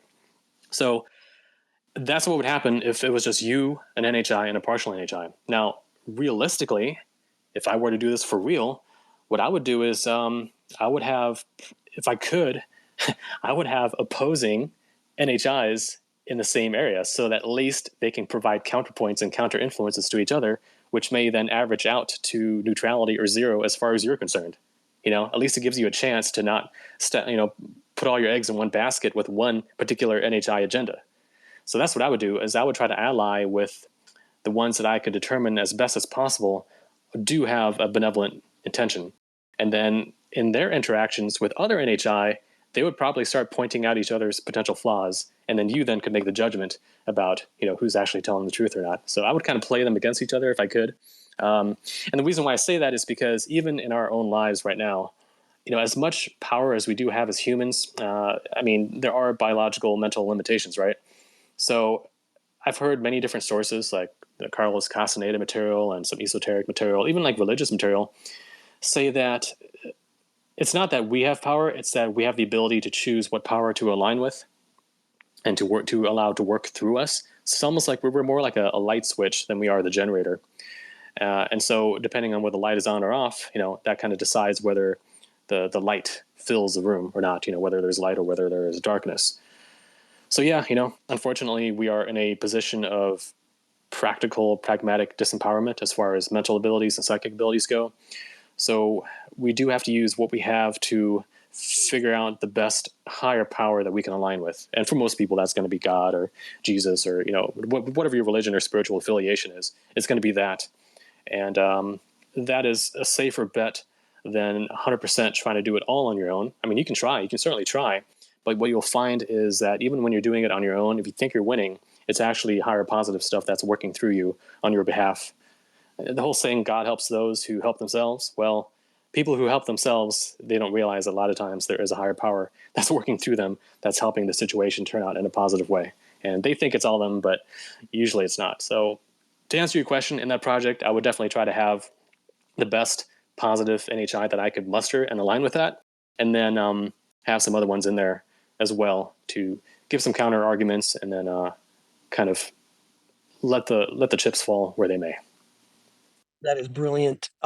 If you were to receive an offer letter by tomorrow, what would your salary expectations? Oh, well, that's funny. It depends. If it were the Grays, which are the good guys, I'd do it for free. No, I'm totally kidding. I would not take any salary if I could tell that there was something funny behind it. Like if they said, you're going to be working in a project with NHI, it's going to be for the good of humanity, and you're going to be meeting them, and they are the Grays, I'd be like, okay, no, no amount of money will be enough for me to work with that, because I could tell that it's just a sham. I could tell it's just a sham. So unless they've got multiple ones in there that offer opposing viewpoints, and I had my ability to kind of sort between that, I don't think I'd take any money whatsoever. Thank you very much. Appreciate it. Wonderful. And plus NHI and everybody, I'm going to be religiously recycling people after they ask their question. Was there any last minute thing you had, plus minus NHI? So next up we have Spyro and then Mistress.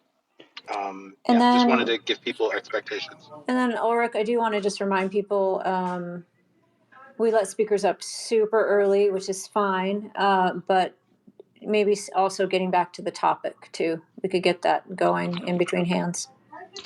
Yeah, how about we bring up the last two we have in the queue, get through the hands, and then get back to the topic. I just want to manage expectations because I don't want people thinking like we're letting some people up. You know what I mean? Sometimes people don't know when we're done with the topic, but I definitely don't want to lose track of that. How does that sound to you, Fringe and Tom? Sounds good to me. Yeah. All right. I'm going to bring up Mistress and Uma. Please do raise your digital hands, even if you're on laptop. They now have them. I had a firm talk with Elon, as I tend to do, and he finally gave us those hands. So I'll bring everybody up. I think the order is Spyro, Mistress, Uma after plus minus wraps up his follow up.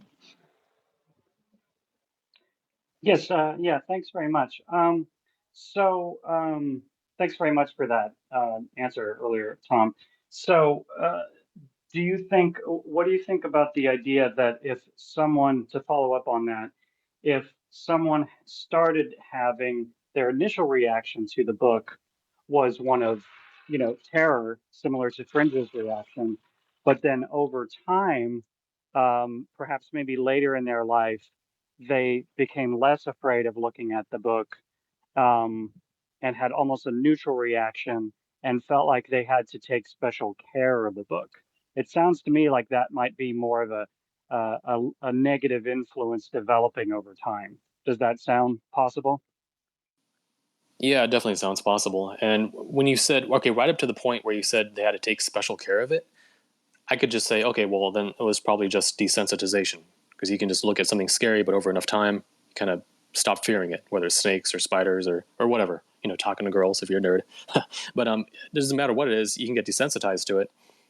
But once you start feeling like you have to take special care of it, like it's profound or sacred or meaningful, I think that's a conscious upward percolation from the subconscious of some sort of programming or, definitely programming that you've been instilled with towards some end, right? I mean, whether the end is that you feel like this is a message that you have to get out there, maybe tell other people that the Greys are here to save us and we have to open our arms to them, for example, or that it's more of a personal thing where now you feel like you have a personal kinship or relation with these beings. Because one of the tricks that they do, that they tell certain abductees, is that they tell them that they are Greys that have incarnated as humans, and that they are here to welcome, to help humans acclimate to the Grey alien presence, for example.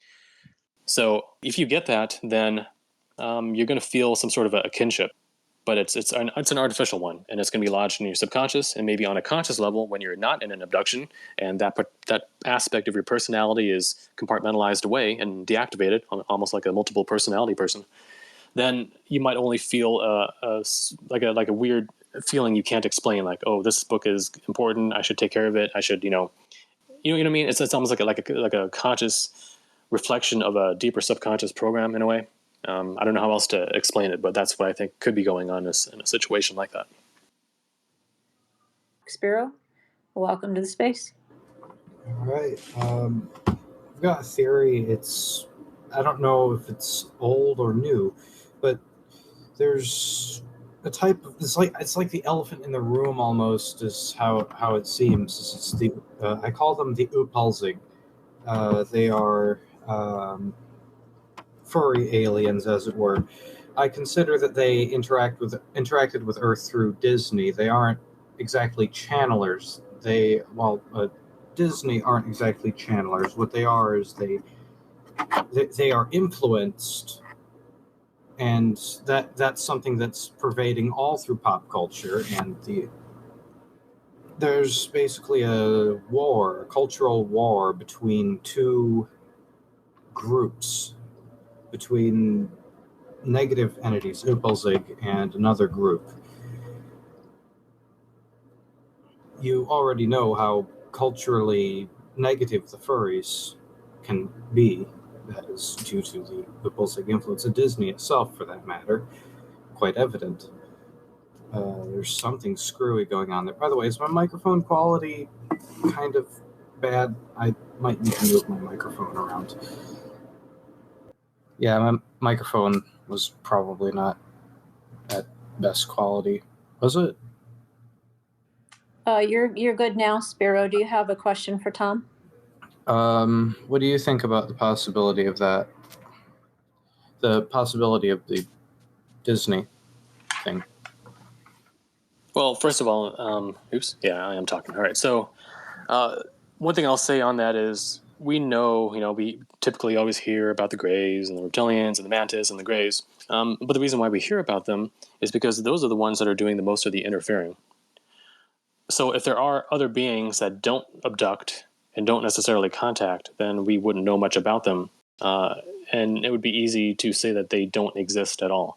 So I don't know whether these, I forgot what you call them, but these furries, these space furries or these interdimensional furries, if they exist or not. But if they do, then clearly they're not amongst the ones that are doing most of the contacting and abducting and interfering and so on. Now, as far as like Disney goes, it's an interesting question. I do think that the entertainment industry, whether it's novels, whether it's books, TV series, and so on, a lot of these writers, in order to come up with their ideas that make money, they have to expand their minds. They have to get their ideas from anywhere. And sometimes they trawl the internet looking at conspiracy sites and they come up with ideas that way. Other times they get it through dreams or just ideas popping into their heads. And so they are open receivers to thoughts and ideas that other things can send in, knowing that it would eventually influence the human collective consciousness, right?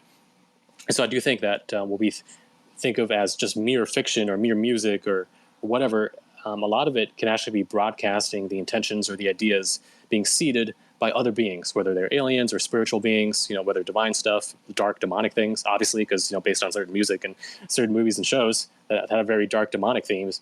I do think it's possible, but I don't really have any evidence that specifically indicates those ones that you're talking about. Furthermore, I think there's a dichotomy between different types of. I wouldn't say there's kind of a war over the label of dragons. It's not just one type of alien. It's like a general label, and the reason why you find so many conflicting narratives is due to the different entities assigned the same label. But I sort of prescribe it that a dragon is specifically, well, like the one in my profile picture, like Spyro or whatever, right? And there's some kind of cultural war almost where the reptilians are mad at the real dragons, and that's why there's a negative reputation. That's like a out there thing, no doubt. That's quite out there. It's a long story, but I'll truncate it right here. Awesome. Okay, we'll go Mistress and then Uma, and then we'll circle back to the topic and see where we get from there. Yeah. Regarding the topic, actually, sort of bringing it back to that, ancient cataclysms, even to an extent, future cataclysms, you hear a lot of murmurings about potential ET involvement in these cataclysms, either in the way of preventing it or potentially causing it. Like it was suggested by some that maybe they caused the dinosaurs to go extinct, kind of deal. But then you hear more recent murmurings of, there being several times where we could have gone into World War III, and these beings, that they stopped the nukes from going off. Like they have stories of them either entering launch codes to disable nukes or entering launch codes to turn them on. Tom, I was wondering what your thought was about sort of their implementation and maybe their involvement in these kinds of events, because as an indigenous person in particular, recently it's come to my mind the idea that my ancestors could be potentially working with these beings from a high place. I was wondering your thoughts on that, like at a higher density. Mm-hmm. Yeah, so throughout history, there's always been an association between higher beings, higher meaning like non-human NHIs, essentially, between NHIs and disasters of one form or another. I mean, for example, even just in the biblical tale of Sodom and Gomorrah, right? You had two entire towns, almost like Nagasaki and Hiroshima, being wiped out by energy weapons of some sort. Whether it's the atomic weaponry, like discussed in the Mahabharata in Hindu mythology, or whether it's some sort of divine energy beam or something, or alien technology. Well, I mean, there's archaeological evidence in that area of sand turned to glass, right? And there's other examples in the world of like the vitrified forts, for example. I forgot where those were, and other areas of really strong heat damage to human structures. And of course, lots and lots of myths and folklore about aliens or non-human higher beings either destroying things on Earth or fighting with each other or shuttling humans through different disasters. For example, I think it was the Hopis talking about the ant people that helped them through the previous disaster cycle, taking them underground.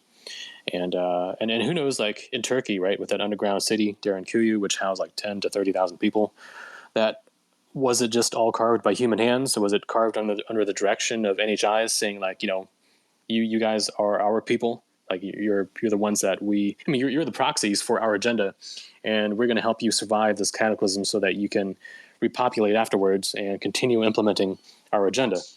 A lot of these higher beings, it's almost like they treat us as biological chess pieces.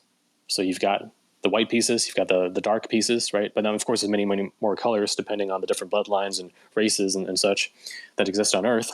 But we all seem to be under the influence or preference of certain corresponding NHI agendas. So those are some examples. Now, as far as the dinosaurs being wiped out and so on, I mean, sure, it could have been an asteroid, but even if so, or a comet, but even if so, what if there is control over what space objects make it to Earth in the first place, or whether they're sent to Earth at certain times? I mean, there are, if you think about ultra-terrestrials and the kind of abilities that they have, or even just alien beings with supposedly having levitation technology and being able to walk through walls and so on, well, who's to say that they can't also prevent or guide certain celestial objects towards impact with Earth at certain times? Or if we're talking about divine agendas, or ultra-terrestrial stuff, what if they can influence the sun or the galactic center? What if there is control at even that level? Then what that means is that a lot of what we think is just natural cycles might actually be intentional resets by intelligent beings for various agendas. Like in the case of dinosaurs, okay? I'm reminded of that chapter by Robert Monroe about the whole the Loosh farm idea. The idea that Earth is an energy farm for unknown beings. Well, in that tale that he tells, he talks about how dinosaurs were one of the earlier life forms that were created for the generation of this life force energy, and how at some point it was discovered, or it was realized, that they weren't effective enough. So a new evolution of life was created on Earth for that. But they don't explain then, well, what does it mean that the dinosaurs were seen as the old model? Like, how were they replaced? Were they just replaced when a comet or asteroid accidentally hit Earth? Or were they wiped out on purpose, you see? So this evolution between different stages of Loosh producers, it's always punctuated by various types of mega extinctions. And it does make me wonder to what degree that is artificially induced. Yeah. As a follow-up to that, how would you say does one go about, like, if they believe they're being influenced by beings, how does one go about the process of distinguishing between contact with their ancestors and contact with, like, maybe a benevolent being or malevolent being? Because, like, one thing that I find very difficult to reconcile with is that my ancestors who are in heaven would be trying to influence me in a bad way. You know, but I also have to keep in mind that, you know, deceptive entities, if they wanted to, they could mask as loved ones. But then again, there would be, you know, there would be signs you would be able to tell. So, yeah, just as a follow-up question, what do you think about that? Well, you're totally right, as far as I can tell, that negative beings can masquerade as positive ones. And that includes, since you brought up ancestors, the idea that they can masquerade as, an ancestor or a dead relative, but that typically only happens if you use spiritually illicit means of making contact, like Ouija boards, for example. So if you use a Ouija board to contact your grandma, let's say, like your dead grandmother, then that opens the door to other things also taking control of your muscle motion and to pose as your grandma, versus like, I don't know, you're going for a walk and you see some synchronistic sign that pertains to your grandma. Maybe it was some inspirational thing that she used to say to you. And so you see this message and it lifts you up spiritually. You see, that is way more organic. That's more respectful of free will. And that's more natural than whipping out a Ouija board and trying to make contact with grandma wherever she happens to be, right? So it depends also on the method. But in the end, ultimately, what really, really matters is the message itself, like the content of it, and what it tries to get you to do, what it tries to get you to, how it tries to get you to believe about things in life, and what that ultimately impacts in the end, like what the agenda is from that. So what I would do if I were uncertain is I would, first of all, I would write it all down. I would write down everything that the stuff is trying to tell you, like a summary of its worldview, what it's trying to tell you. And then once it's down on paper, now you're freed up to look at it impartially, almost from like a third person perspective, and then try to analyze it for, is there anything false about it? Is there anything that it's purposely leaving out, like selective cherry picking of things? Whom does it ultimately benefit if I were to believe this and follow it, right? So through this critical thinking step, you can kind of pick it apart and you can figure out like if there is a very clear dark signal to it or not. And if you simply can't find anything and it's nothing but positive, constructive, and it makes you more discerning, more alive, more in harmony with truth, then it's probably benevolent, as far as you can tell. Now, where people typically go wrong is they get a message, whether through dreams or synchronicity or channeling or whatever, and it displays signs of being an independent, legit intelligence in the sense of, it's not just your imagination, it's not just your subconscious. Maybe it predicts the future for you or something. And just based on that, you decide that it is credible And because you think it's now credible, then anything else it says, you think it has to be true because it was right about that one thing. And that is a major logical fallacy. You don't want to do that. You always want to pick apart every single little thing and never swallow the poison with the sugar that it dishes out.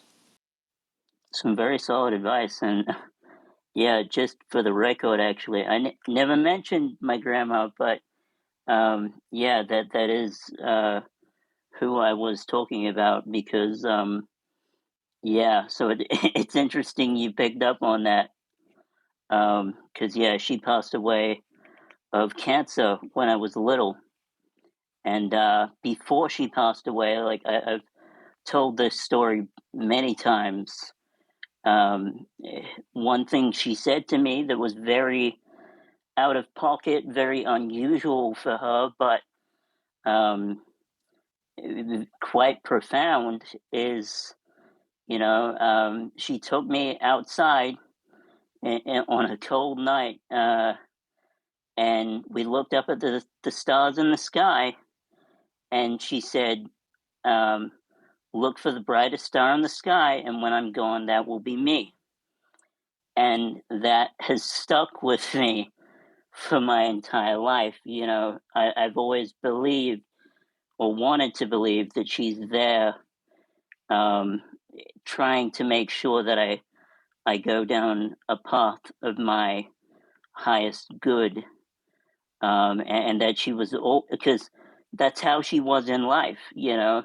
She cared about me in life, and she took a tremendous amount of care for me when I was little. When I was sick, she would aid me back to health, giving me her special vegetable soup and things like that. So yeah, very interesting that you picked that up. Yeah, that is quite synchronous. Maybe I intuitively picked up on Yeah. that. Yeah.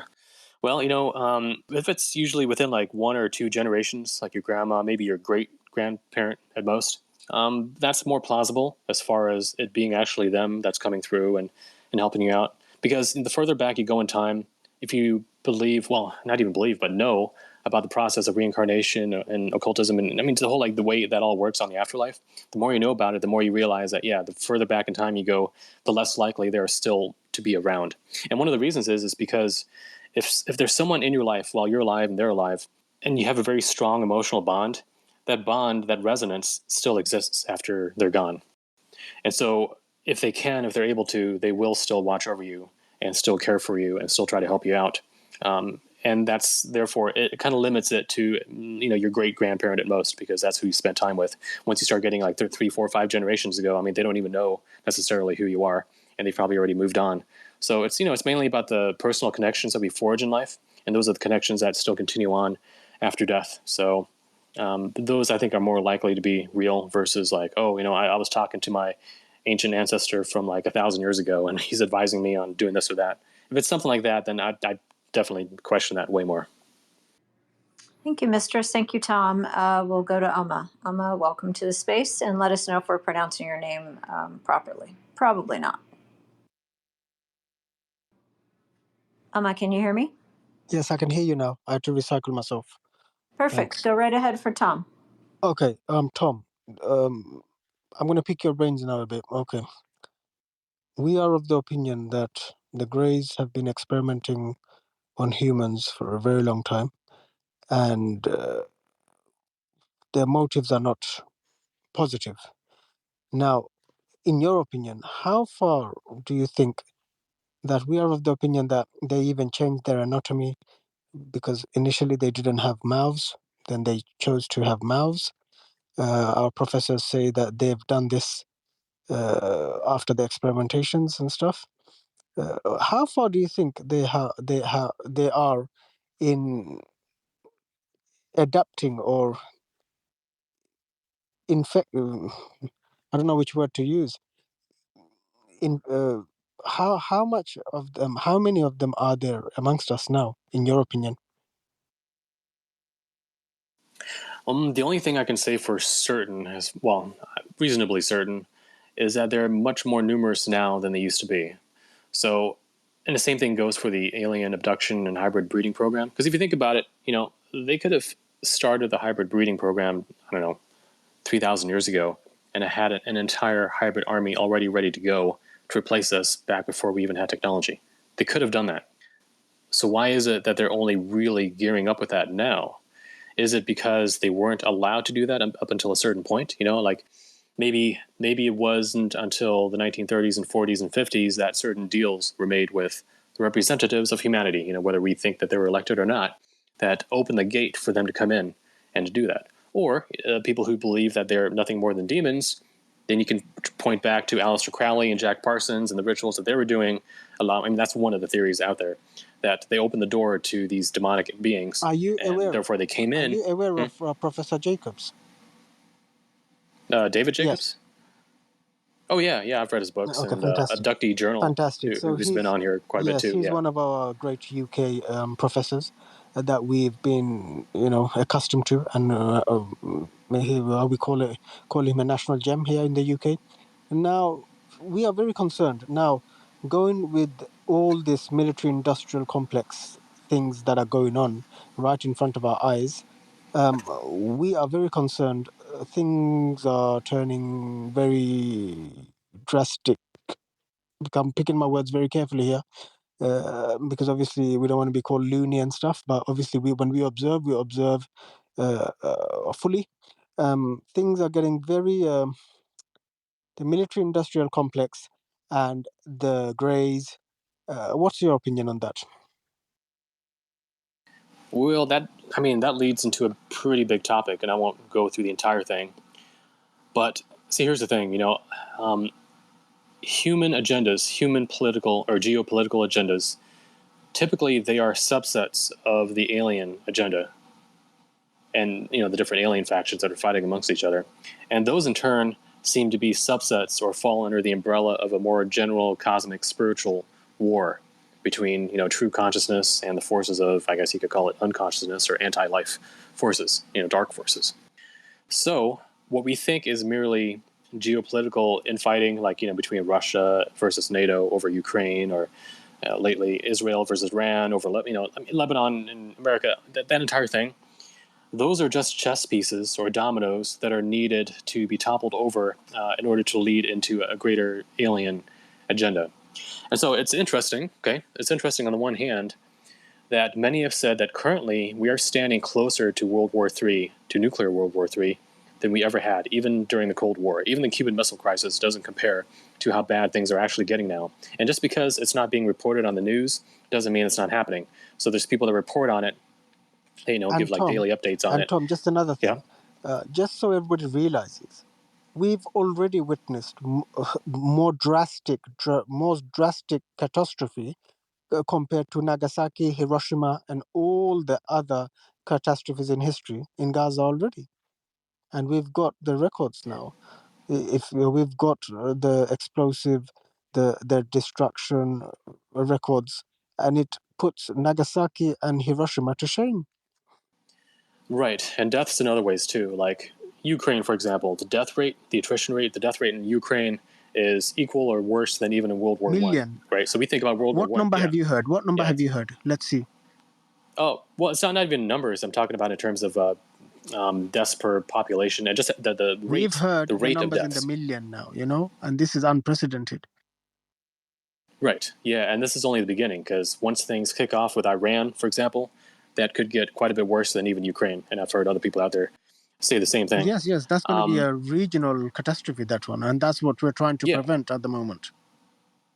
Right, exactly. And so the reason why I bring this up is because the whole alien agenda, what we see throughout history is that there's either some sort of quarantine or some sort of law or something that prevents them from being way more open in their manipulations. That's why they're acting so covertly. And a lot of it does also depend on our permission, the permissions that we give either individually as abductees and contactees or globally through our governments and militaries and so on. And Tom, just so you mentioned governments, in your opinion, which governments do know and are allying with the Greys right now?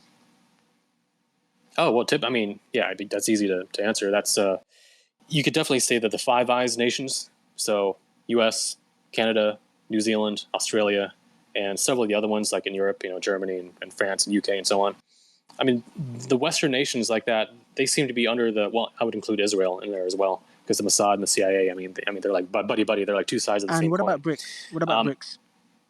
So, you know what? I do think that BRICS isn't Specifically necessarily Russia. See, okay, so Russia is an interesting case because, as you know, they used to be way more communist, and now they've switched. I mean, their cultural orientation right now is more of a Eastern Orthodox Christianity kind of a deal. And funny enough, but do you believe they know what the Pentagon knows or not? To a degree, yeah. Well, you know what? Some people will say that the entire thing is a charade, and that behind the scenes they're all part of the same dark state, as I like to call it. It's like this deeper underground military, NHI affiliated thing. You know, like breakaway civilization. They're the ones that are running the entire thing. So it depends on which level of the illusion that you're looking at it at. If you're looking at it at the surface level that we see in the news, obviously they got their own thing going on. If you look a little bit deeper, maybe at their intelligence agencies, okay, that's where you start seeing divisions. And then, but maybe at the very deepest level, yeah, there are all different puppets on the same stage. And one more thing, the recent assassination attempt of Trump, do you think the Greys had anything to do with that? Personally, I don't think it's a grace necessarily. You know, I think that's a topic for another time because the facts are still coming out. But clearly, clearly, it was an inside job, and clearly something intervened with that particular bullet on Trump's behalf. Fantastic. Right. So we're looking at it. We're looking at least two influences. Yes. You know, one could be human. One could be NHI. Yeah. For example, right? It could have been the deep state saying, okay, we need to take this guy out and blah blah blah blah. But it could have been the even deeper dark state who has time viewing technology and matter manipulation technology preventing it. Or it could have been higher positive NHIs doing it or whatever. I mean, clearly something thinks that taking him out right now is not permissible. So therefore, that's why all the obstacles and challenges that he's been facing, he's been able to overcome because for some reason he's important for the script that the world needs to go for good or for bad. Thank you so much, Tom. Thank you so much for your analysis. We were looking forward to listening to that. Thank you very much. Sure thing. And the last thing I'll say on that is the reason why I brought up the whole permission idea as far as alien interference on Earth goes is that if Earth is ever brought to a state of begging for intervention due to starvation, due to disasters, nuclear World War III or something like that, the collapse of the financial system and, people running out of food and everything like that. If it ever gets to that point and we start begging for higher intervention, if people don't orient that begging in the right direction, and I'm talking about them begging for alien intervention, then that would open the floodgates towards these negative forces to come in and to pose as saviors and to basically pick us out of that disastrous situation, but do it in a way that benefits them only. Okay. And so I think it's curious that on the one hand, we do have reports of aliens having interest in and control over our nuclear weapons programs, our nuclear ships and everything. And that we're also simultaneously getting closer and closer to a potential World War III situation. And we're seeing the disclosure process being incrementally ramping up more and more at the same time. So I see different trends converging at the same time towards a common point. And that tells me that it is very likely that if things do go nuclear, even if it's just like a limited nuclear exchange, it would be the perfect pretext for them to enter and to pose as saviors. And I think perhaps that's one reason why they virally marketed themselves as being concerned about our military and buzzing our military ships, and we're trying to stop our nuclear missiles and so on, because maybe they're just setting up the image that they're going to come in one day and put an end to it, and therefore take over as the new royal class, just like in the ancient days when the gods ruled over the men. Well, they want to do it again, just under a more scientific guise. Like maybe they're going to say that they are time travelers or crypto terrestrials, maybe from Mars or something. Who knows? They're going to try to plausibly put it within a scientific framework, but the dynamic is going to be exactly the same as it was in ancient Sumerian times, where now you've got these gods ruling over people, and essentially it's another form of feudalism that they're going to be implementing. Thank you so much, Tom. Thanks. Thank you, Uma. And I think, Tom, they've actually already told Bledsoe that that's at least something that he saw was a nuclear exchange that they actually come in and stop. I mean, these scenarios, so many different scenarios have been put out there. I've gotten about 20 of them so far. So, it's hard to say how it's going to go, but that's definitely one of them that's on the table that they're putting out for themselves. the lady, and etc. Diogen, welcome to the space. What questions do you have for Tom? Thank you, Fringe. I want to ask Tom his take on a paradox. In the one hand, we have human many experiences having those missing time. So we can explain, Kraft will be explained that by amnesia or some kind of manipulation. So, but as we heard yesterday on Fringe Space, Into the Fringe, we have some strange case with gaining time. And so the technology involving in this missing time is very strong. I mean, to be able to manipulate time, it's huge. I mean, it's more than tic tac and whatsoever nuts and bolts stuff. And so we are very powerless in front of those NHI. And on the other hand, we got those testimony of people that it looks those NHI are need those people to gain access to something else. Like, for example, Ruby made this tweet, very nice tweet about humans being interdimensional, multidimensional being that we are. And so certain type of NHI need us to gain access to something, I don't know what it is. So to me, there is those layers that maybe upon those NHI, there is something bigger than them, that they cannot access, and they need us to. So it's a very, to me, strange paradox. Have you got any idea on that? Thank you. Oh, yeah. I mean, that hits right at the crux of a lot of what's going on with NHIs in general, which is that based on their behavior, it's clear to me that you have some NHIs that are being blocked or overridden by other, probably higher NHIs. So they're trying to act within the rule set. You know, it's like a hacker having to work within the rules of the programming of a system in order to find those backdoors and, be able to change things in the system. Well, likewise, there are many rules that they seem to obey. And some of those rules could be just plain old physics based, quantum mechanical based, like stuff involving time travel and time loops and the observer phenomenon. Like, what if by manipulating the consciousness of the observer, they can manipulate what timeline is actualized? Things like that. There might be that, and then there might also be what I mentioned earlier about the difference between deistic versus theistic influences that are intelligent beings that have more power than they do that enforce certain rules. Almost like the moderator of a forum might enforce certain rules. And that doesn't mean that they are the ones running every single discussion and determining its outcome. No, I mean, they just enforce the rules, and in whichever way it goes, it goes. But yeah, so you started off by talking about missing time. And as far as missing time goes, I think that is different phenomena or different processes that are being lumped into the same category. Because on the one hand, sure, there is most definitely amnesia involved in a lot of these cases.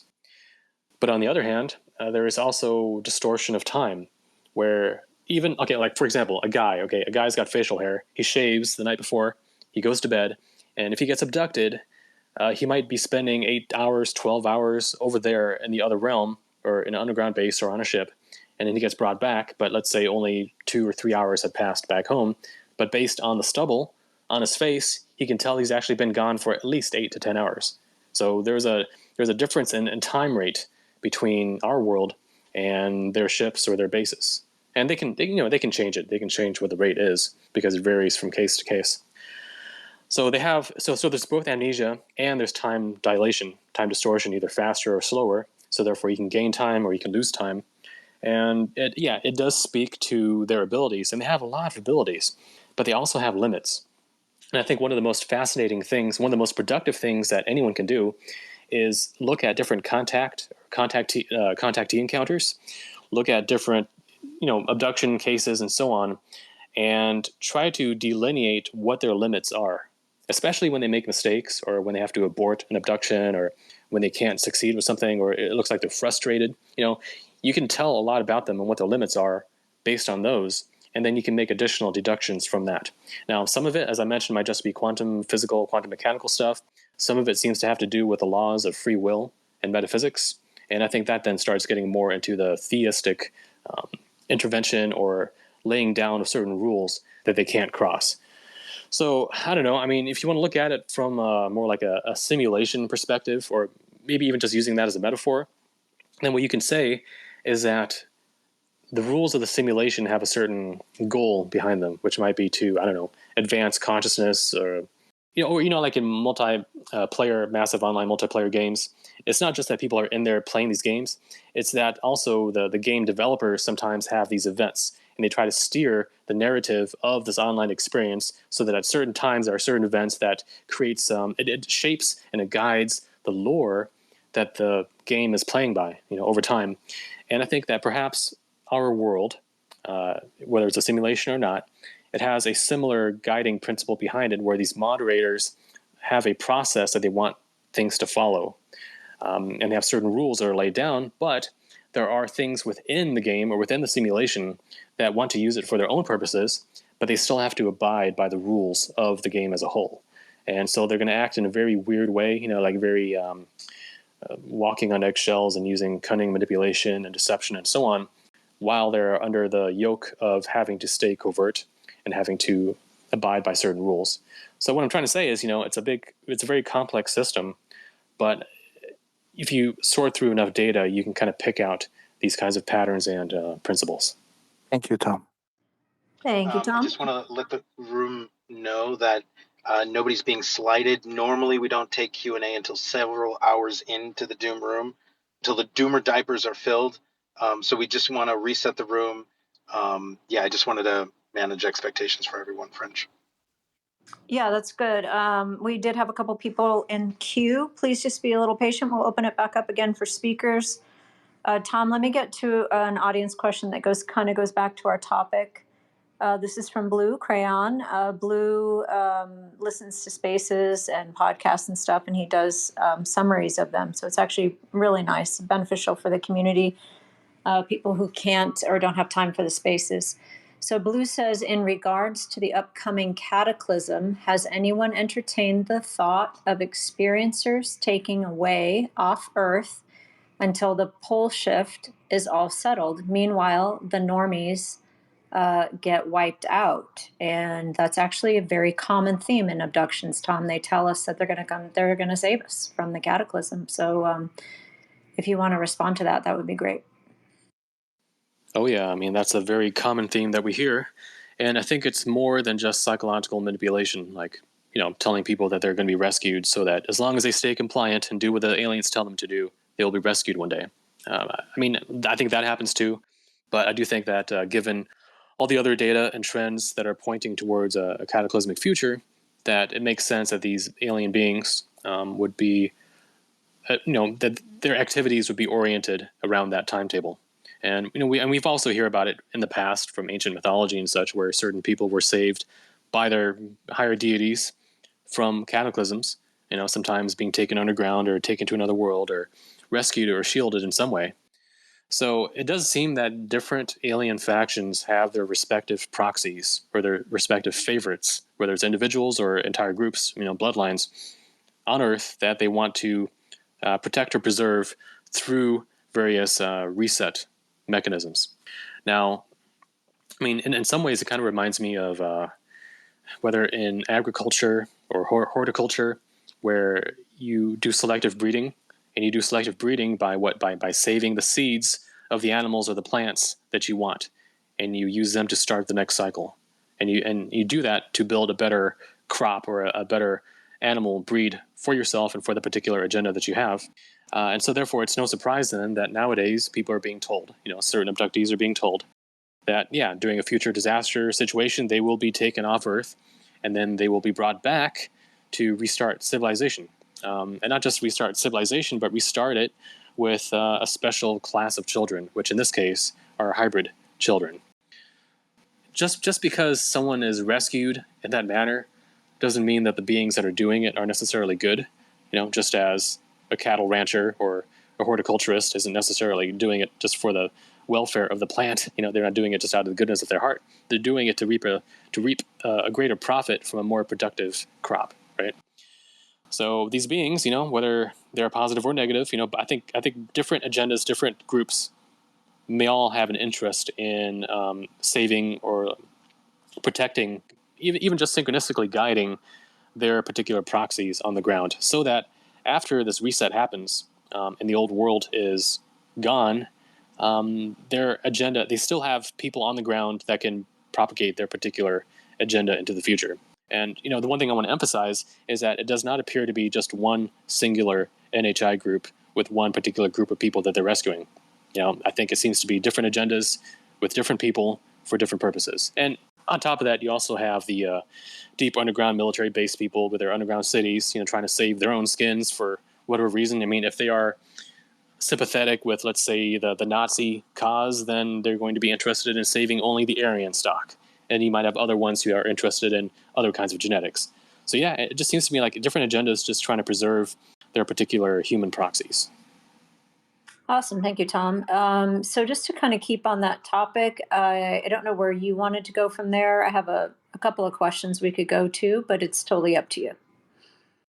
Well, we can go ahead and go through those questions. So we've talked about this before, but I always like to revisit it. How do you see this playing out? So we've reviewed that it seems to be pretty clear that we've had past cataclysms. Seems like we've got another cataclysm coming up. How do you see that playing out just in general, and maybe in the context of disclosure? How do you see it playing out, this negative alien agenda with this cataclysmic, the changes coming up, and then disclosure? How do those three fit together for you?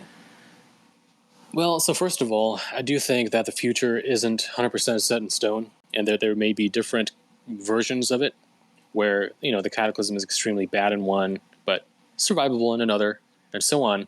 And the reason why I say that is because both the shadow military with their deep underground military bases, even them, and certain alien forces themselves, they seem to be preparing for multiple scenarios. Like they're not 100% sure how it's going to pan out. So, I mean, if they don't even know, then we don't 100% know either, right? So it can go different ways. And so when I talk about the way it could go, it would just be one particular pathway, but not the only pathway that I can go. So that's like a little disclaimer on that. So as far as like one possible pathway that it could go, well, the way that I see it is if the human power structure, and I don't mean like our current government, but I mean like the deep shadow military stuff, if they want to retain any sort of continuity of government through this cataclysm period, then it wouldn't be like a major reset like it was 12,000 years ago, where it's all like Stone Age again. See, I don't think that's necessarily going to happen. And the reason why I say that is because it wouldn't be Stone Age if aliens are creating hybrids to reseed the planet with potential like higher technology. And also we wouldn't necessarily have a lot of the police state stuff developing now that we're seeing, the attempted lockdown of society.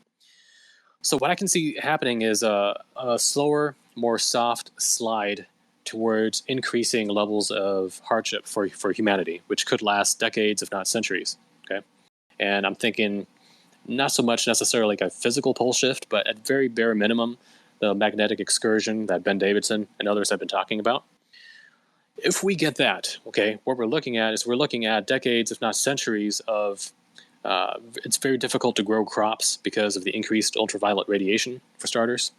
You have altered weather patterns, which lead to extreme droughts in some areas and extreme like flooding in other areas. So food production is really going to crater if things continue on the current path. And that can lead to societal instabilities, which can tear down governments and lead to all sorts of problems. That, in addition to all the chaos that alien disclosure alone could cause on our current societal structure. So, with these different kinds of threats that are facing us, not to mention AI before that, one of the things that these power structures would have to do is they would have to lock down society as much as they possibly can. And that includes a greater military presence, a greater police state presence, more surveillance, things like that. Because the less eyes that they have on society, the more unknowns there are, the more unpredictable things become, the more chaotic things become, and the less control that they have, and the more things can spiral out of control to where humanity might indeed then revert back to a Stone Age existence if it leads to like massive nuclear war and terrorism and so on and so forth. So what I'm trying to say is, in order to get that lockdown going, they might have to start earlier in time to give justification for creating a global police state. Now, how could they do that? Well, in America, for example, we know about our political tensions, our ethnic tensions, and that can spiral out of control. Like, for example, like if Trump was taken out, I mean, that would put us on a timeline towards some sort of eventual civil war situation, probably, which could kill a lot of people. And the only way to really get through that is implement martial law and to really jack up the surveillance and police state to try to keep the peace and so on. And we can see that in the rest of the world too, with the geopolitical tensions, world like Russia versus the West and China versus the West. If that develops into an eventual World War III situation, if it's stopped short of an actual global nuclear annihilation, then that would be the perfect pretext for not only alien intervention, but also a much stronger like a one world government type situation, because the one world government is the only way that you can keep nations from continuing to engage in a tit for tat that leads to the extinction of mankind. So if it gets to that point, then they would have all the lockdown that they need to pass humanity through any actual true natural cataclysms that are coming up, whether it's by getting us to either empower, like the positive side might want us to be empowered with knowledge, technology, unity through truth, the more like unification through a common spiritual purpose, which is one potential pathway.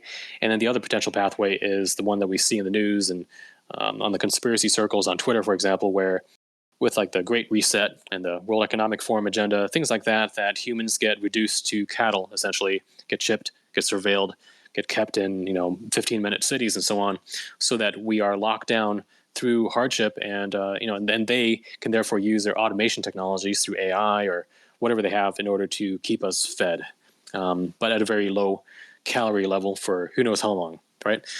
So in order to prepare for these coming cataclysms, a lot of things have to be done leading up to that in order to get us into a condition where we can be passed through that. So that's a particular scenario that I see. And the more control that they get, the more the alien element would feel comfortable in coming out and implementing their more open agenda. Because right now, like the way things are currently, right now today, it's no, we're not ready for that. Like even they think we're not ready for it, because if they did come up today, it would be even more destabilizing, and we're just not sufficiently programmed or locked down yet for them to do it safely.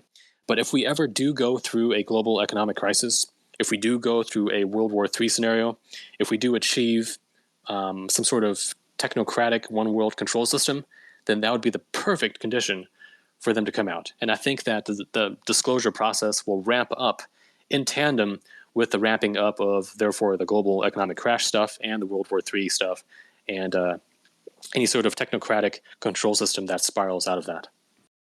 Thank you, Tom. And just to be clear, hopefully people understand this one world government thing is actually the alien agenda. That's actually what they're pushing for. A lot of the stuff, some stuff that sounds like conspiracy type stuff in our 3D world, the stuff that people talk about, it's actually the alien agenda. And the aliens themselves, again, they're liars and they manipulate and deceive us, but the aliens themselves are telling abductees about a time called the change. And then recently, I believe Abductee Journal actually put this out into the Twitter sphere, that she's actually now heard it called the cleansing, which I think is the first time I've ever heard that. They speak about this time when they will be walking among us, more blatantly than they are today. And everything is going to be amazing and wonderful, and they're going to be running the show. So I just hope people understand that these are not two separate things. This is one thing, and they act through us. We're basically their pawns, and they use us to, get their own agenda done. And so I just hope people can understand these are not two separate things going on. This is all one thing. This is all one agenda. We are basically their pawns and their proxies, and they're acting through us to implement the agenda that they're looking for. So we've spoken before, Tom, about this idea that maybe this pole shift, and I think Ulrich will probably want to jump in and possibly disagree with this, that maybe this shift, this electromagnetic excursion, whatever it is that's coming, despite the 9,000 ways I've seen this planet destroyed, might not be so bad because they are seeding the planet with these hybrids. So why would they waste that resource? And I'm not sure that they have enough ships for a massive evacuation plan. I mean, why would they be here in the first place if they had to be evacuated?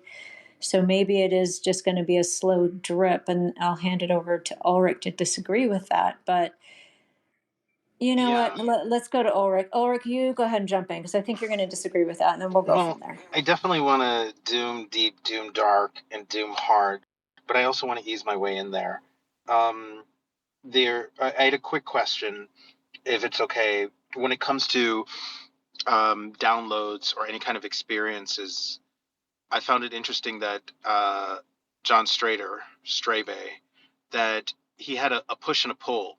So he had some sort of a call to action or some sort of a message, and he felt like he was getting, this is not the correct use of the term, but I keep on saying this, some sort of a reward punishment. And it seemed like he was getting some sort of a positive push from one side of an NHI, and sort of a negative reinforcement from another NHI. And I wanted to know, just really quickly and simply, is that sometimes a sign that maybe one of the NHI presences is maybe having a positive impact if it is pro-agency? Or is that still too simplistic to view it in terms of a push and pull that one of them might be pro-humanity? Are you asking me? Yeah, Tom. I'd love to know your thoughts on that. Yeah, I mean, there's like a certain criteria that you can spell out that gives a higher probability of an NHI message being, pro-agency or pro-humanity. And of course, that is if it does increase agency, in other words, increases your free will. Through what? Through being able to make more informed decisions, being able to make decisions that are influenced by the more objective, truer part of your being, whether it's your higher intuition or your sense of discernment. Things like that. If a message expands you instead of trying to funnel you down the chute that leads into the slaughterhouse, then it's probably good as far as you can tell. And when I say as far as you can tell, what it means is that it's okay to conclude that something is good as long as you're open to revising that opinion if something comes along that contradicts it, right? Because once you start getting personally invested in it being good, then you start blocking out all the red flags that do start popping up, and that's where people get into trouble. So, yeah, I mean, there's nothing wrong with saying that a source seems very likely to be benevolent, as long as you're able to revise it when you need to. So, and I thought, you know what, Ulrich, yeah. go ahead. No, go ahead. I didn't want to cut you off. Okay, so real quick, it reminds me of something I wanted to bring up, which is that if we have signs that there are competing NHI influences, some of them seeming to be benevolent, then perhaps the same applies to humanity on a global scale, including through cataclysms. Okay, meaning that as far as like the New World Order agenda goes and the alien agenda, yeah, I mean, when we talk about the negative alien agenda and the negative New World Order agenda, I mean, which is the New World Order agenda, it's all part of the same package. It seems to be. However, there may also be a positive NHI influence on a global scale, and they might even have proxies in society, even potentially in government, not in an official capacity, but just certain people stationed throughout that are able to influence things here and there in a certain way, maybe even coordinate with each other. So when we say that it's a single agenda, we're just talking about the human military government element and the negative alien agenda. Like that's all part of the same thing. But there might be also another more benevolent agenda with their respective proxies and positive geopolitical agendas here on Earth as well. And the reason why I ask this is, I don't know what your view is on this, but when I look at the Joseph Campbell hero's journey, I can't help but now see a proxy war that's fought through, competing pro-humanity and against humanity alien agendas, where some may want us to progress and advance our evolutionary arc and not constantly be reset, and others may reactively, punishingly respond to repress a burgeoning civilizational arc that achieves a more sustainable, I don't know, not plateau, but milestone where we have less suffering. It does seem like if humanity reaches a state that might require some level of technological advancement, the less time we spend working jobs that we hate, the less time we spend suffering, the less time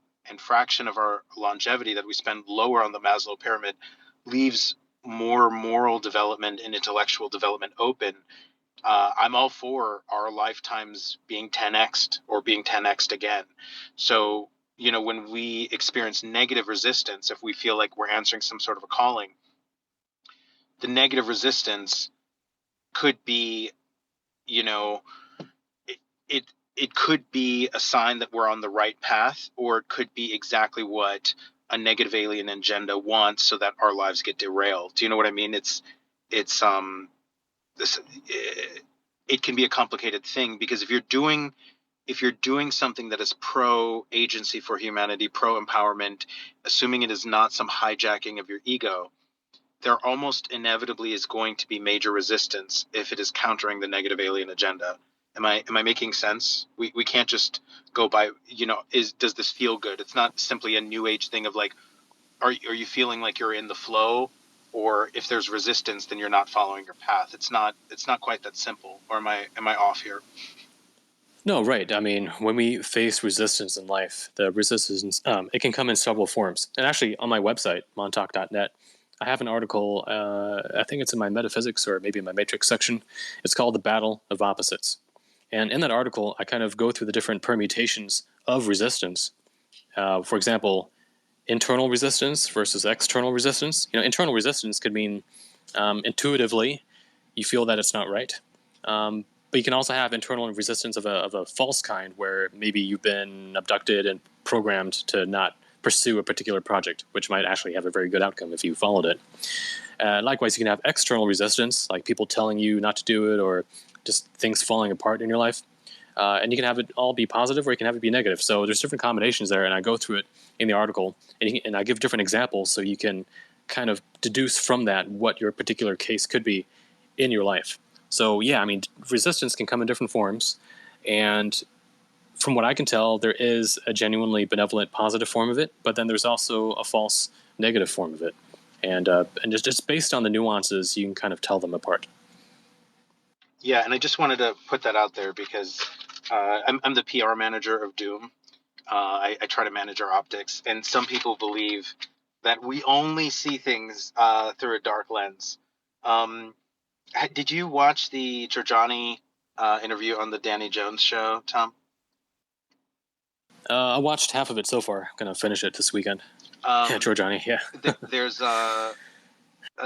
a moment where he talks about Lynn Buchanan's remote viewing of unexpected terrorist attack that is making its way overseas, I think over the Atlantic Ocean.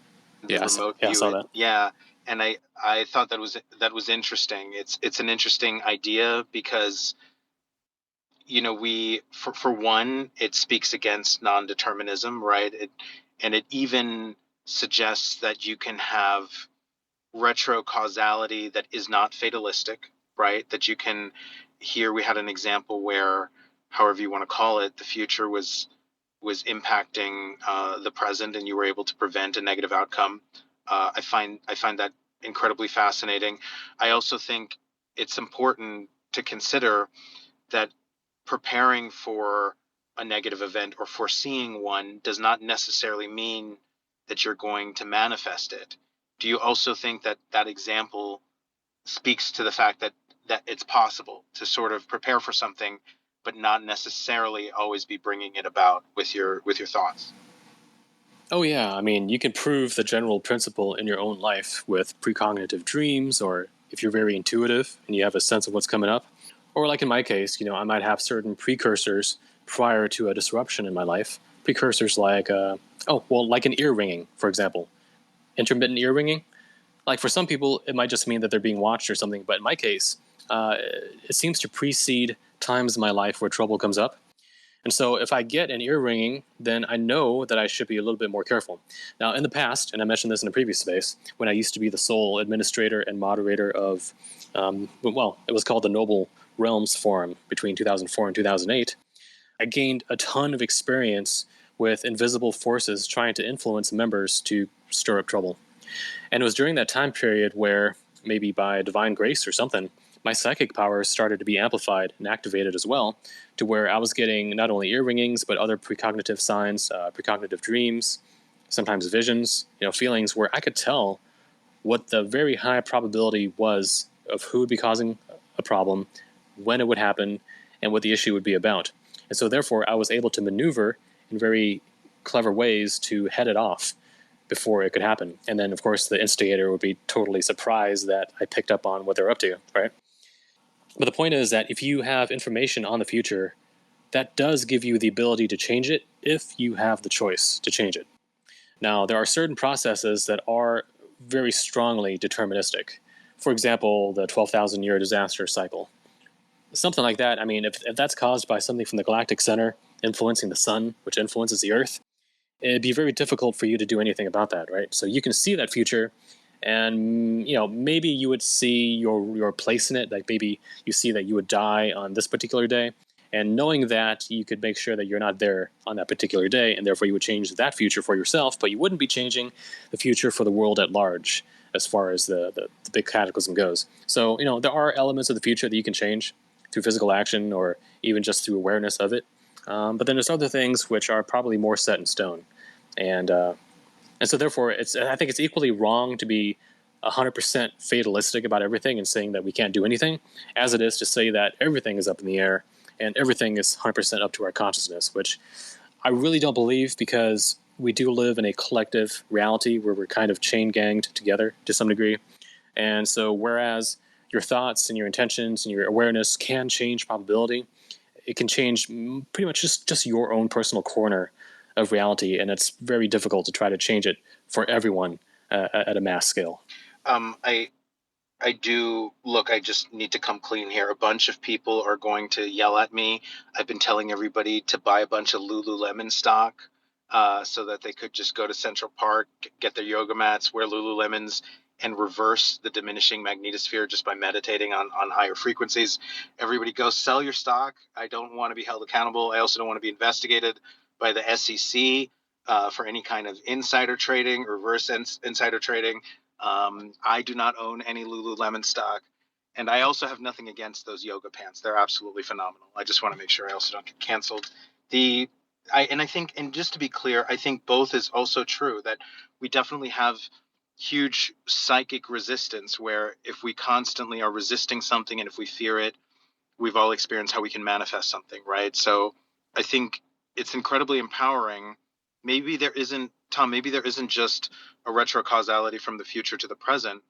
Maybe there's also one where if we can reverse some of the amnesia, meaning if we can go back in time and understand how we failed to preserve civilization through some of these cataclysms, we have an additional access to the future, right? Like most of these civilizations, you would assume if they managed to preserve enough of civilization, we wouldn't be starting again from zero, but we would have a civilization that is informed of these cyclical cataclysms. We wouldn't have this dogmatic enforcement of civilization only being 6,000 years old, of there not being advanced civilizations. And we would probably be learning in school how to build society back up within 100 years, how to go from, zero to iPhones and FaceTiming.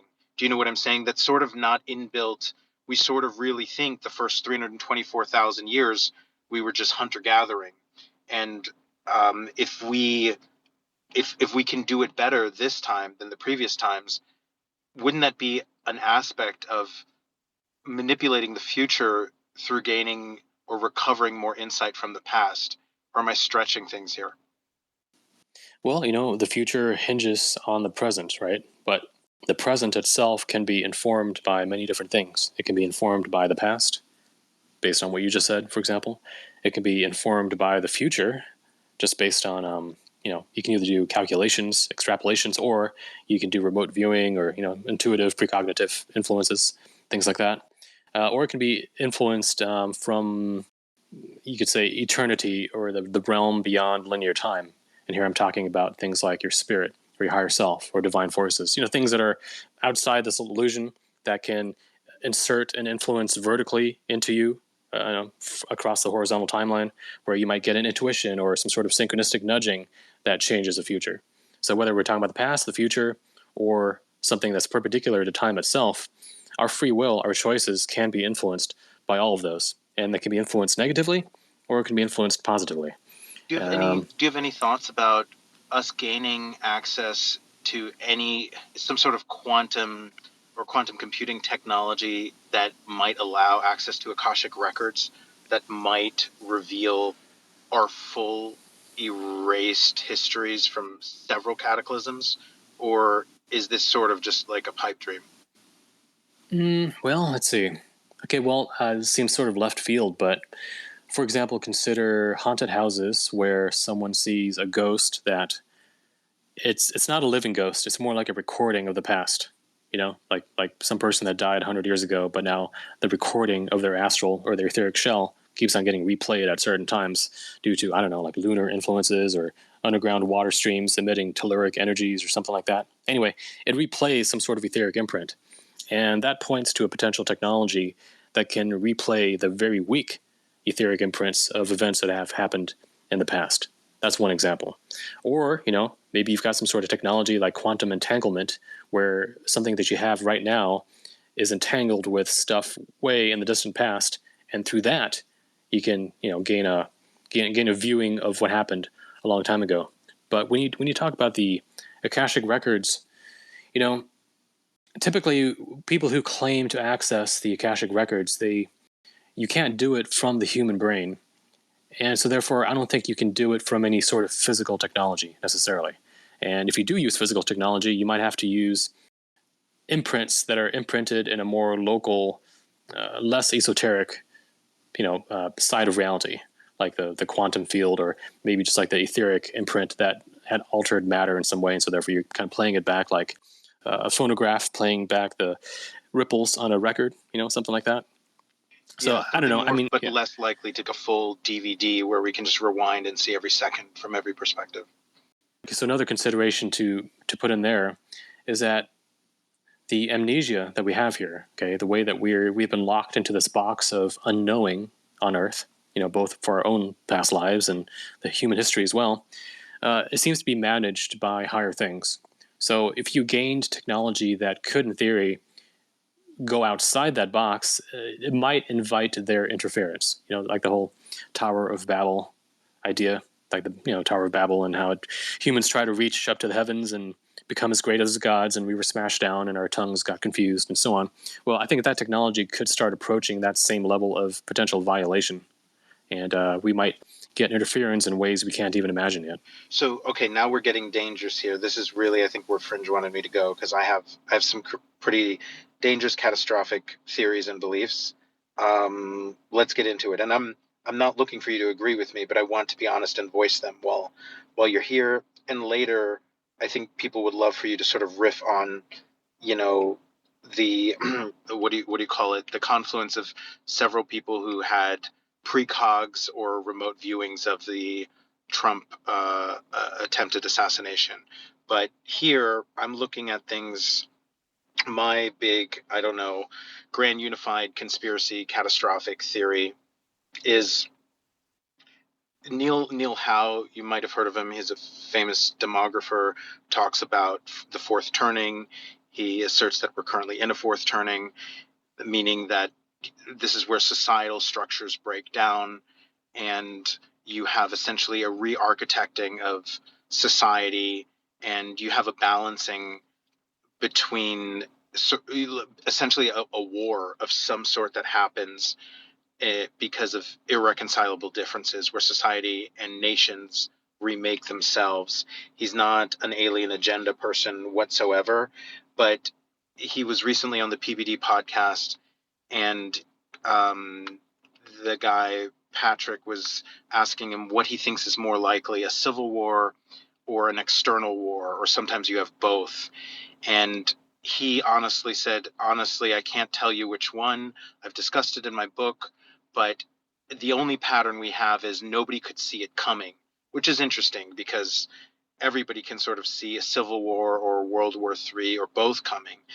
And he did sort of say that he implied you could trade one for the other, that right around 1938, America very much felt like it was on the verge of a civil war, but we actually had World War II, and this, overwhelming, you could argue, existential enemy united the country and sort of built the silent generation. And my view has been for a while that we have to trade one war to avoid two others, that what the negative NHI absolutely do not want is an overt war, because even if they have technological supremacy, our numbers are intimidating to them. They know our aggressive natures. They absolutely are more empowered if they stay in the shadows and let our own World War III, our thermonuclear wars, our civil wars, our terrorism, a grid blackout, and ultimately a crustal unlocking just wipe out 99%, and then they come and finish us off. This seems to be the most intelligent way to deal with 8 billion people who have too much agency that you can't control.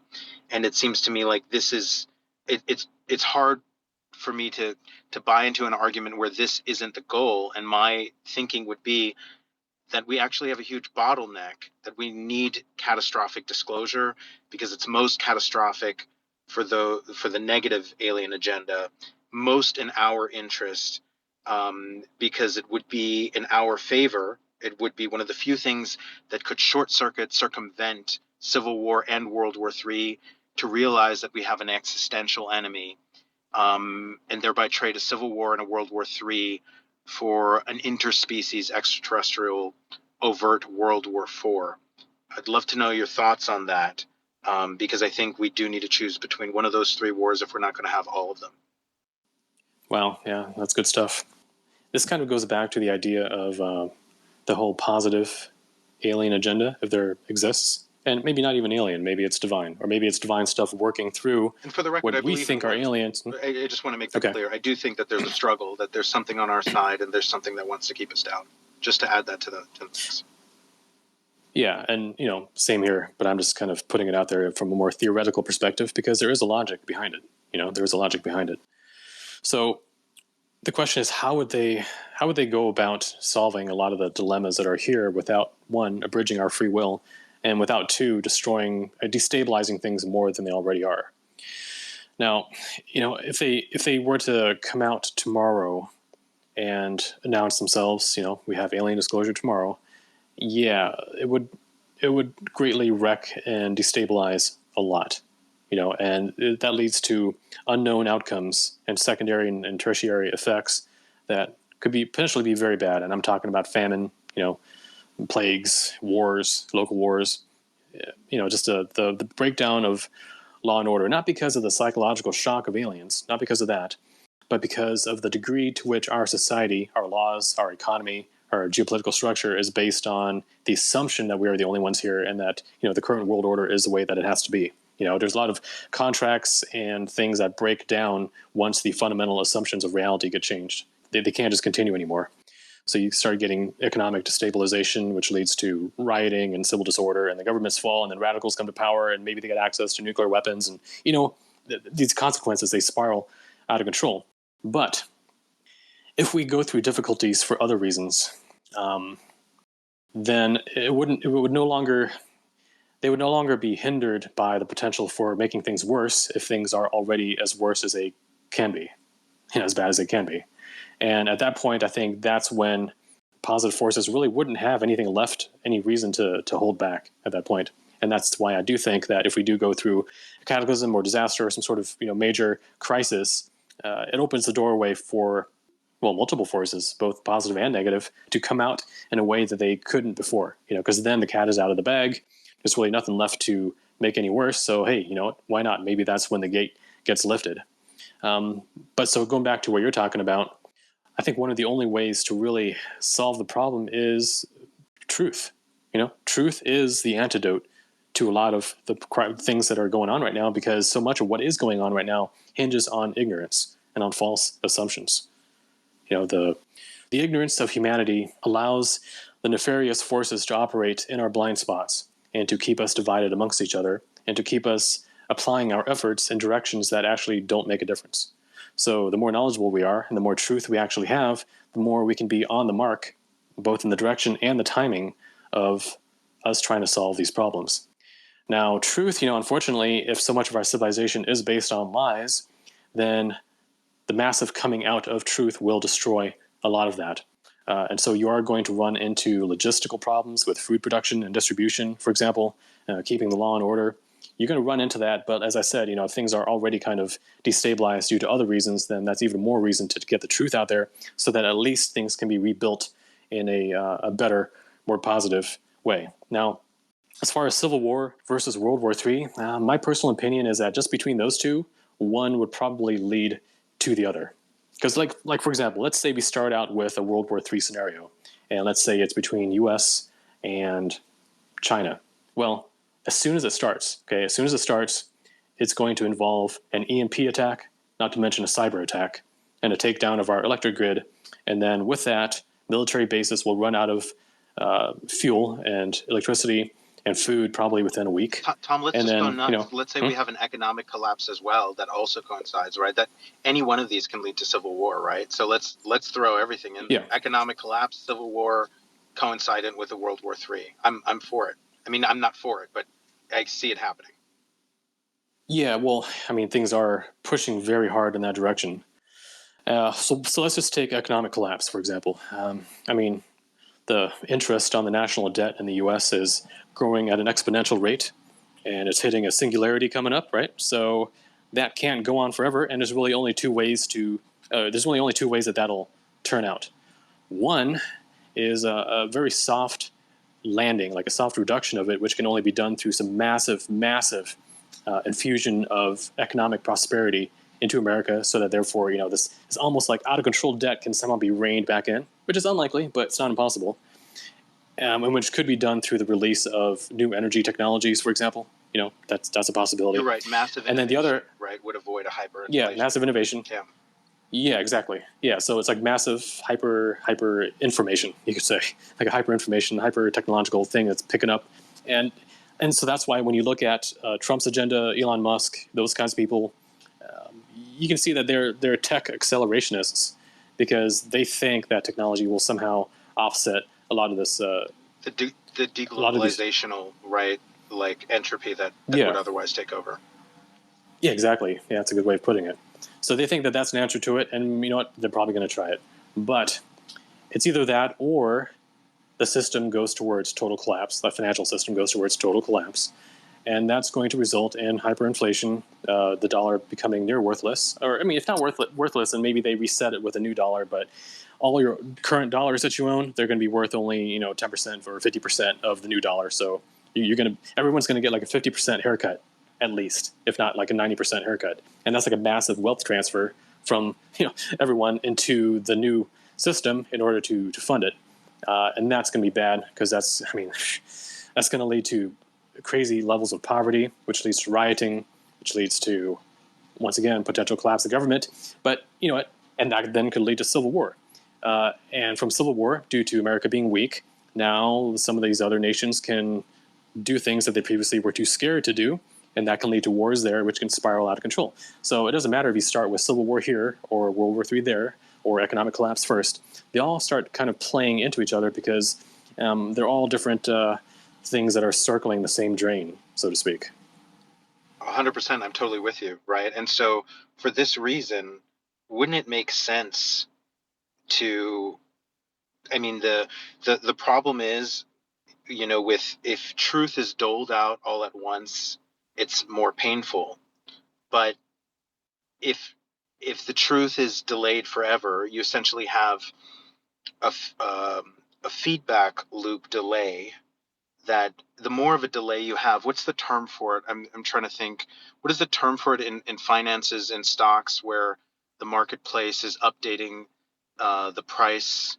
It's not called price matching, but it's like efficiency in markets, right? Like the stock market is fairly quick in updating whatever is priced in, and of course it's not perfect, but you have other markets like real estate where it might take 18 months for the real value of a house to really update, or even longer, right? And we have areas in our society where even if you take aliens out of it, we've had a poor real-time correction where, if there's an epistemological mistake regarding the nature of reality, we might be looking at something like a 6,000 year delay regarding an NHI presence. And so if reality is going to slap you in the face wherever the territory is mismatching the map, the longer the delay, the fiercer the slap. And that's certainly true in economics. And I think it applies to disclosure. So everybody asking, like, are we ready for disclosure? Well, no, the right time would have been 80 years ago, and the better time would have been 2,000, 3,000, 4,000 years ago. And if disclosure includes a pole shift, if it includes revealing why NASA is hiding the magnetic location of North, and revealing the fact that they're not planning to shield our grid, and we might be losing electricity in 4 to 5 years, doesn't a psychologically traumatizing catastrophic disclosure, isn't that superior to keeping other people in the dark for the sake of psychological comfort when the catastrophe itself can't be averted? If you have war, nobody knocks on your door. Nobody asks Anne Frank, are you psychologically prepared for the gas chambers? This is not a reality in which war operates. Wouldn't an earlier disclosure, a catastrophic disclosure, be the morally more responsible thing to do if it helps preempt and save lives, such as during a grid blackout, especially if it can help circumvent like a World War III? If humanity and all of Earth realizes, holy shit, we have 15 years before the crust unlocks, maybe all of our economy needs to retool and mobilize towards building provisional housing. That at least avoids a World War III that normally would be mediated by deglobalization, upside down demographics. If China realizes we're going to lose a couple 100 million people to starvation, why not invade the US from the north and south, because those people are going to die anyway? All of these dynamics, even the actual borders of countries, change the earlier you and the more completely you have a catastrophic disclosure. And catastrophic disclosure is a version of entropy, but it brings with it ordered information, versus the alien agenda, I imagine, is one where entropy is leveraged to break our will and make us more compliant after we lose a couple billion people, and we just welcome these overlords due to our own unworthiness and failures.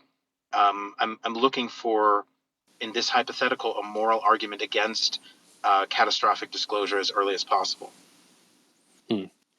Well, one thing to consider is that when we're talking strictly about alien-induced disclosure, which is that they are relatively limited in their manpower and their numbers. So they would be the ones who'd be worried about 8 billion people reacting in an unpredictable way. So they would be more in favor of massive depopulation prior to that point. Whereas the more human element of it, like the governments, they have more of the infrastructure and the boots on the ground and the direct pulse on the finger, or finger on the pulse of what's going on societally, where they probably would think that they can manage it, you know. And actually, when we talk about catastrophic versus controlled disclosure, that's somewhat of a false dichotomy, because catastrophic disclosure implies not only the revealing of all truth without knowing what the consequences will be and just like putting it all out there, but here's the thing: you can have full truth disclosure without the catastrophic consequences if you have mechanisms in place to control the reaction to it and to give a logical, assuring response to the truth that is put out there. So, for example, let's say that truth were to come out tomorrow that the world, I mean, a lot of people already know this, but the world is being run by these satanic, evil people, right? If everyone found out about that, but there was no mechanism in place for dealing with that truth in a real, controlled, just way, then yeah, it's going to spiral into chaos.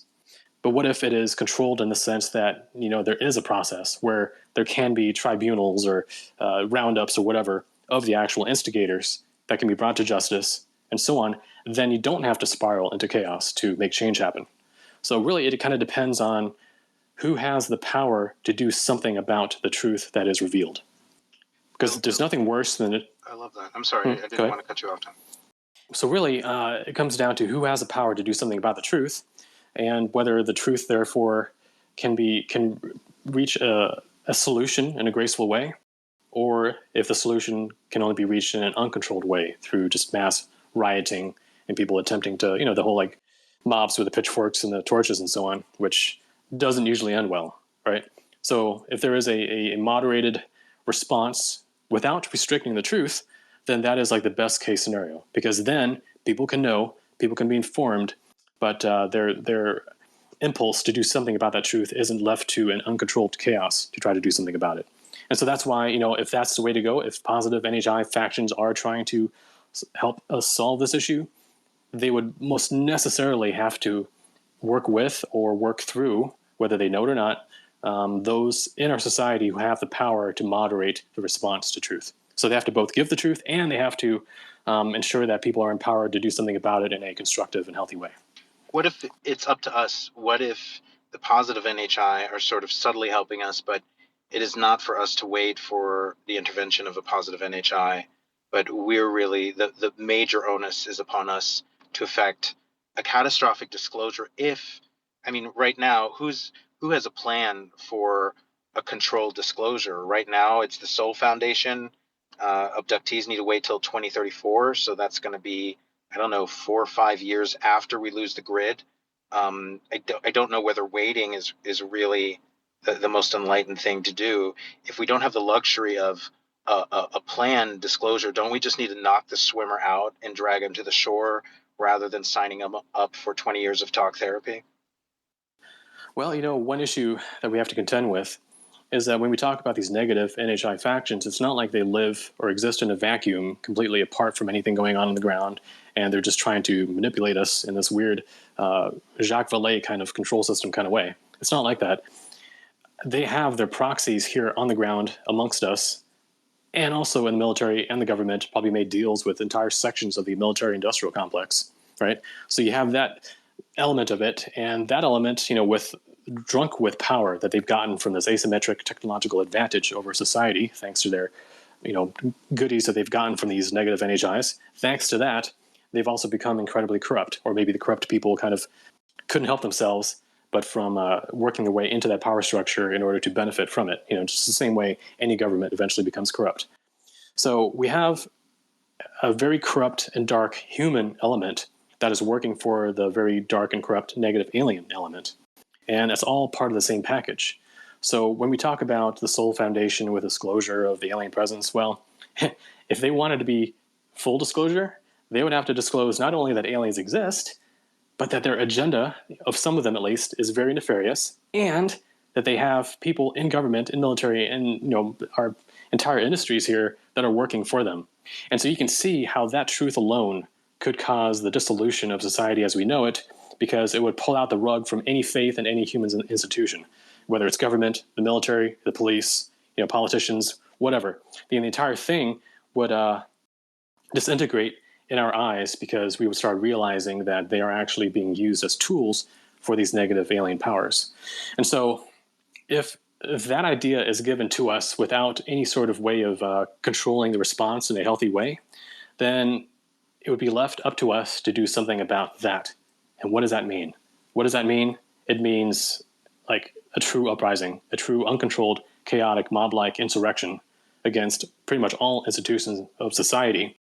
And due to lack of information, it would also lead to witch hunts and the wrong people being identified and being strung up and burned and whatever, just like in witch hunts of the past. So that's the issue. And so therefore, if we have a positive NHI agenda going on to try to solve a lot of these issues here, it's not so much that we have to wait for them to show up. It's more that they have to, nudge or create or induce a more competent, professional, organized response within our power structure in some way, or maybe a power structure that could come to power, in an organized way that can deal with the truths and do something about it in a way that actually follows the rule of law and doesn't just allow things to descend into a WROL situation where, it's just mass chaos everywhere. Are you saying you're running for president, Tom? Because that's what I'm hearing. How practically speaking? No, I'm serious. I would vote for you in a Ulrich, heartbeat. Yeah. AKA offered Tom a job, so we haven't even talked about that. I mean, I'm not saying that the job isn't for real. By all means, take the job. But we do, if we have to choose, Fringe, between Tom taking AKA's job and him becoming president, I think you agree with me. Like, AKA needs to find a different hire, right? So like, in all seriousness, I assume you're not saying that Trump or RFK is here to negotiate the gentle landing of a catastrophic disclosure. What, practically speaking, I feel like we have to choose between chaos and an unavoidable economic collapse coinciding with a civil war and a World War III. I would still say it's preferable, because there's no way that revealing that we have a natural cataclysm and a negative alien agenda for us perpetuates, regular warfare when all of Europe would be underwater and the western and eastern third of the U.S. wouldn't be viable anymore. Once you redraw country lines, you can't have the old country wars. Do you get what I'm saying? It feels to me, and that's of course assuming that a timeline is correct for a supernova 5 years away, crustal unlocking 15 years away. But assuming that's the timeline, this might be our last presidential election. And I just wanted to dovetail it or like let it bleed into, we saw almost perhaps the first spark of a civil war if he, just tilted his head or didn't look at a certain monitor. I can't think of a better formula for civil war than Trump becoming president-elect and then becoming assassinated, and then a civil war being triggered, an economic collapse, and then martial law is announced. Biden dies because he has trouble reading a teleprompter, and then it's Kamala Harris under martial law instituting a draft so that we fight war against China. Then we lose the grid before we elect a new president. For me, it's sort of like, it's very clear if I was a negative alien agenda, this is the kind of stuff I would push for. If we can already see some of those timelines, and this is just my theory, that doesn't mean it's going to come true, don't we have a responsibility to do some time traveling and prevent a foreseeable timeline and make catastrophic disclosure happen now? Okay, so if you look at history and the wars that have been fought, most of the wars have actually been just fought on BS. Like, they didn't need to happen. And they seem to be artificially instigated. Like, a lot of these wars, civil wars and like global wars, they didn't have to be the way that they were, Even like nowadays, if you look at, for example, NATO in Ukraine and Russia and Ukraine, that whole situation didn't even have to come about. And there's debate on how far back in history you want to go as to which side takes blame. But the fact is, if you look at it objectively, so much of it that is happening today is being forced. It's almost like something is on a timetable, something's on a timeline, and they need to get World War III going as quickly as possible. That's how they're acting, right? I fully agree. And and so that kind of goes back to what I said earlier about nuclear conflagration kind of giving a pretext for negative aliens to come in and take over due to the failure of human leadership and the near destruction of the planet, something like that. So they would be for it. And maybe their proxies on the ground, and I'm talking about the deep state and those elements, they're the ones that are pushing as hard as they can to instigate World War III in time for their particular agenda to manifest. So the antidote to that, if you think about it, if a lot of wars, if a lot of civil wars even, are fought over BS, then the truth that points out to not only what the BS is, but who is pushing for it and spreading lies, if that part is exposed, then you can actually pull the rug out from underneath the hidden shadow element that is creating most of these wars, most of these civil wars. And once you expose that, then the alien agenda collapses on top of it, because those are the legs that that table is resting on, right? So therefore, funny enough, we talk about, hey, you know what, let's not mix politics with alien stuff. And I understand what the reason for that is. But at a higher level, those two things are very intricately bound together, because the alien agenda depends on the human element, and that includes geopolitics, the socio-political atmosphere. It depends on that to really insert its fangs into human destiny, really rip its claws around the throat of human destiny. And so that's why it's intertwined. And that's why things like geopolitics, in my opinion, are important for understanding how the alien agenda is progressing, because that is a part of its agenda that is really setting the conditions for the eventual alien takeover of Earth. But also, if we talk about positive NHIs, well, they likewise may have a hand in the current geopolitical and political situation, and they might favor certain people more than others, because maybe it's more amenable to their idea of what would be good for humanity in the long run. So yeah. And Tom, feel free to jump into that if you want to go there with geopolitical stuff or politics or whatever. Feel free to jump into that. Okay. Yeah. Tom, our French, first. Thank you for letting me. I just wanted to say thanks for letting me have this long back and forth. I pontificate on a soapbox with my ideas, and I would feel it would have been cowardly for me to not bounce them against Tom. But Tom, it sounds like you disagree more with the semantic phrasing or the optics of the term catastrophic disclosure than necessarily my hypothetical reasoning. Is that a fair paraphrasing? Right. Oh yeah, totally. Yeah, I do think that catastrophic disclosure, in the way that you're thinking of it, is good, and it's necessary, because if we don't have that, then we're 100% guaranteed to fall into the trap of a negative alien deception. And that's not going to be good for humanity, because that could lead to genetic assimilation of humanity that has ripples who knows how many thousands of years down the line. And that simply cannot be allowed. So I think it's better, as much as I hate to say it, it's better that we risk the death of 90% of humanity to buck that, if it's even possible, than to just, say, oh no, we can never have catastrophic disclosure. Let's just go into it for the sake of our survival. And then just kind of bend the knee and get, genetically assimilated. That's not a good thing. Oh, Tom, you have just created a monster. You have no idea what's going to be true. happening. I'm clipping this so hard.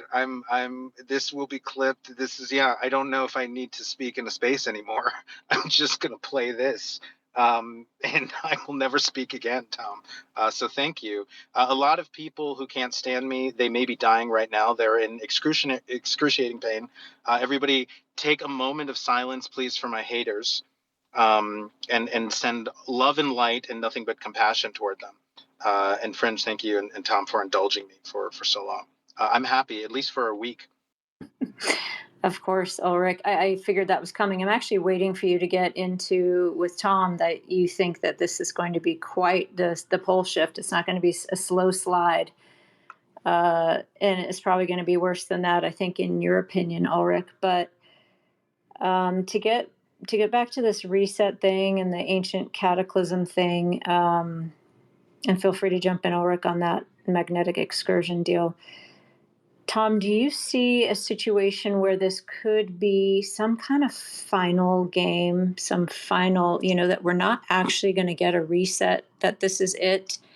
I don't know anything out there in esotericism or anything out there that you've been aware of or made aware of about this, that we're not going to get reset, that this is actually it. This is the final game. This is the end. Everyone choose a side, kind of a thing. And really quickly, I just want to announce my catastrophic bedtime in 29 minutes. Please continue the space without me. And I'm happy to talk anything, but I also want to leave time for other people. I just spoke for such a long time. So I just want to let people know I don't want to be rude and drop out without any notice. Yeah, sure thing. Hey, Fringe, can you repeat your question? Audio kind Yeah, probably because I was rambling. Is there any chance, or have you heard anything out there about this, us not getting reset, that this is it, some kind of final game, final scenario, end game type thing where we actually are just going to be picking sides and we're not going to actually get reset and recycled and started over? Yeah, I do think that, the reason why I favor that a little bit more than the total reset idea is because it goes back to the question about, okay, if there is a negative alien intervention happening now, like the allies of humanity talk about, okay, if that's happening now and today, well, why didn't it happen 500 years ago or 1,000 years ago when we were even more primitive and we had less ability to understand what they are and how they act? Like, why didn't they take us when we were weaker back then? And one of the main answers to that is because they wanted to wait until we were technologically ripe enough to run our own prison planet for them. Until we had the means of transforming our civilization into more of an alien-like civilization, which has way more surveillance and controls and things like that, so that we could become an asset to the alien agenda not as the cow, as I said in a previous space, not as a cow, but as another farmer, or maybe a cow that is capable of ranching other cows. Right? So maybe we hit the point of intelligence and technology that we can help them to automate the process. And maybe, for all I know, artificial general intelligence will be an element of that. I mean, that didn't exist even 20 years ago. I mean, at least not in the public sphere. So yeah, all the pieces are starting to come together for a global control system, like a police state totalitarian system, which then would be under the yoke or the guidance of probably a hybrid class of elites, which are then beholden to the non-human NHI powers above them, something like that. So you can tell how a very small group of very intelligent and cunning NHIs can take control of a planet through this gradual infiltration and creating different layers of control, so that eventually they can just kind of like sit back and reap the profits of their work by having us do our own work. They're very efficient like that. So yeah, I think that's sort of the answer to that question. But if you want to ask any more, that's cool too. Okay, so yeah, that was asking whether we're going to actually be reset or whether this could just be some final end game scenario. But let's say we do get reset and we end up in these hybrid bodies. So do these hybrid bodies have a soul spirit type connection? Can they house a human soul? And if we end up in them, where do you see us going? Because I know where I see us going, and it's not good. You're right. So, I mean, you can imagine if you take a good person who's smart and they get brain damage, right? They get hit in the head, and all of a sudden now they've got aggressive tendencies, and they're not too bright, and they get frustrated easily. So it changed them, and maybe if they were to die and they're outside of their body now, they can kind of look back and say, oh shoot, I didn't realize how I was being, and I'm sorry that I was that way, but it wasn't me. It was something wrong with my brain. Well, see, that's brain damage. But you can also have, quote unquote, genetic damage in the form of hybridization that alters the human genome in such a way that we are biologically biased to think and behave and act in a certain way. So right now, I think right now humans are at a sweet spot where we have a lot of positive potential, as has been seen in all the good people throughout history who've risen, above their challenges, and they've done amazing, almost saintly things.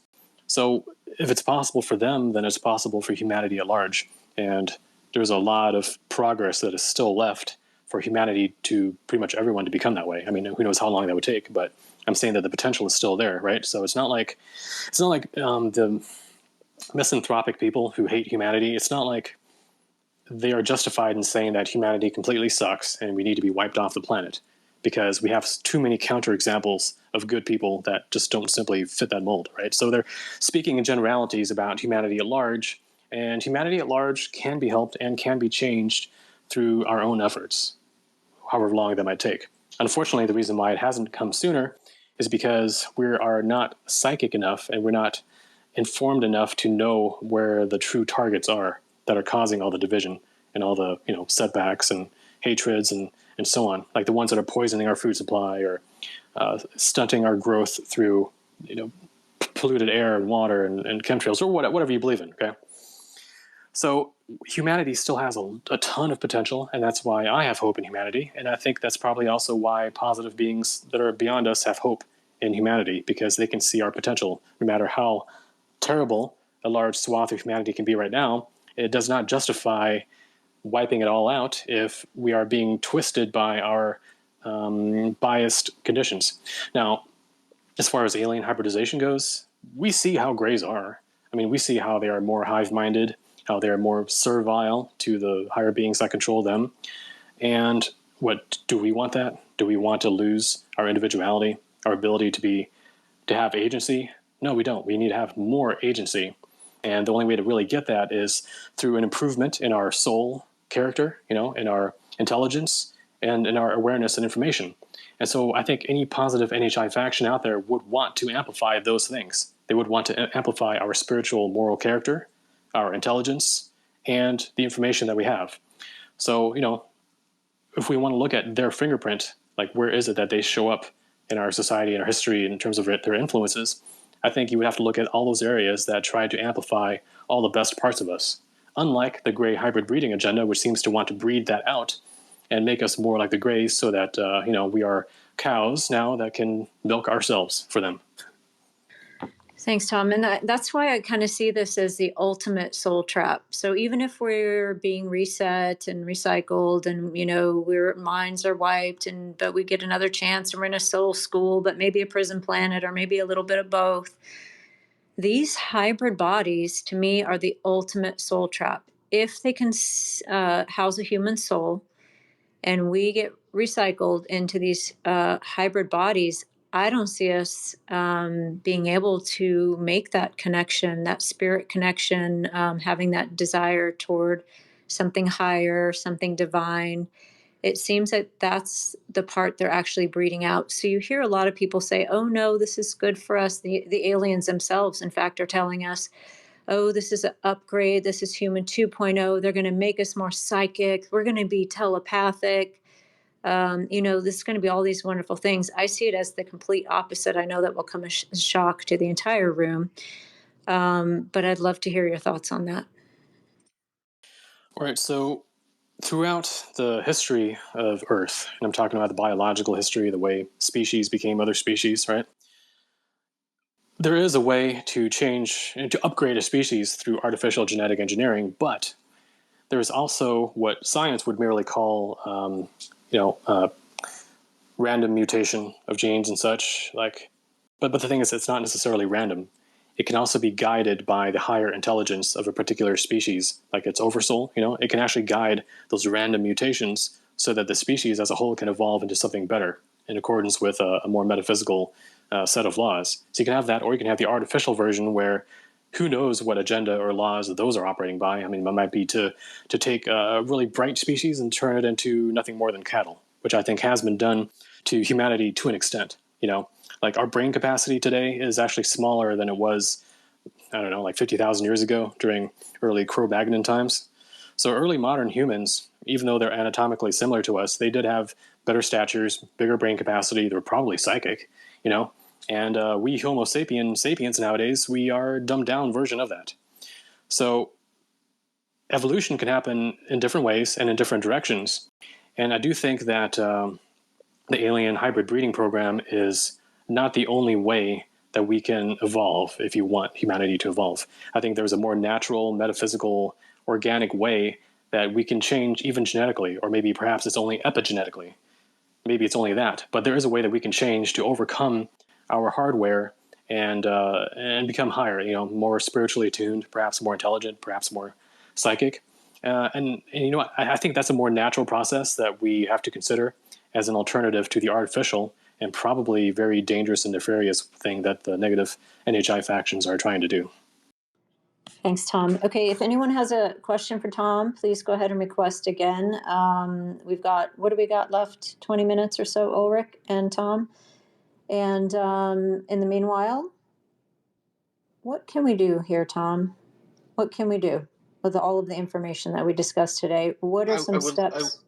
Go ahead, I would love Ulrich. to get Tom's take on the Trump assassination attempt, unless he's already spoken about it in public. Yeah, I did sort of touch on it earlier, but just to kind of recap, it's clear to pretty much everyone that there was some degree of inside jobbery going on. I mean, clearly, right? I mean, whether it's multiple shooters or maybe the purposeful stand down of security.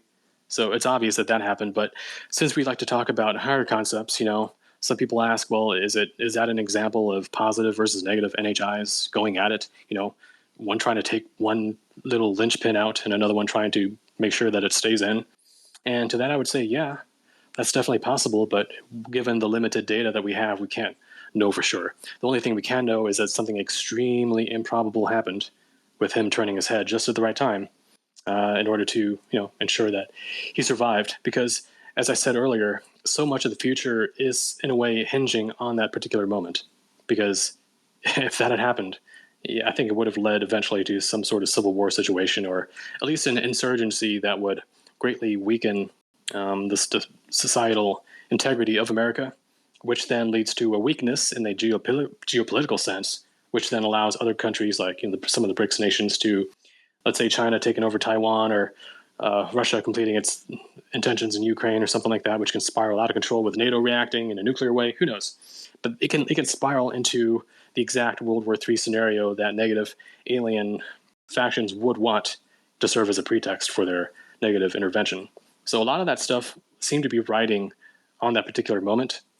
And it still remains to be seen how much of it was real, how much of it was staged, how much of it was an inside job, with an MK Ultra patsy being used for multiple shooters trying to take a shot. It seems like every day another puzzle piece is coming out about that. And I think we'll just have to sit tight and wait for more pieces to come until we can eliminate all alternatives and know exactly what the deal was with that. I just want, is it okay if I announce the big disclosure bonanza that we have planned, Fringe, a month from now? Gotten confirmation from most.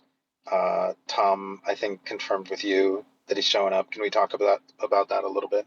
Yes, I have yet to make Tom aware that this is a bonanza and that it is like a 90-hour space. So I'm not sure. He's more of a night owl. So, but we'll see. We'll leave it to Tom. And then Jared, I think Jared was trying to come up. A couple people were trying to come up. Go ahead and request if you want to have a question for Tom. And go right ahead. And also, actually, before you announce the bonanza space, we have another space coming up with Abductee Journal next Thursday. I think Tom is thinking about joining us for that one as well. And we'll be discussing all kinds of interesting things for that space, including hybrids. And we got some cutoff, I think, on time on the last space. We were talking about the narcissistic and codependent relationships that the aliens like to cultivate with us, etc.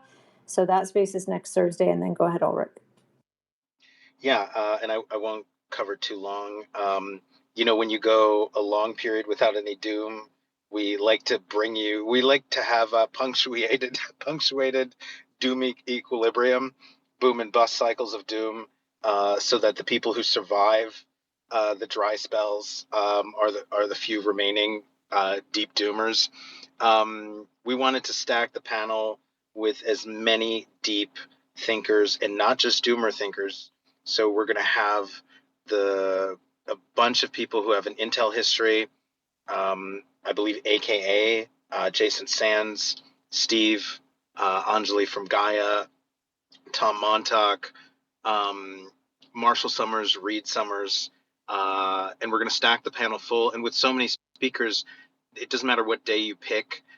There's some who can only do morning, some who can only do evening. So I was going to plan for a max of 8 hours, but because of time zones, we're going to do a 12-hour space where nobody has to come in necessarily at the beginning and nobody has to stay the full 12 hours. We will be shipping free catheters, free doomer diapers to everybody, free fluids, maybe even a nurse and an IV drip. But the speakers can dip in, dip out, and come back again. So, Tom, we don't want to upset your sleep schedule, but we wanted to do something that's sort of never been done in spaces.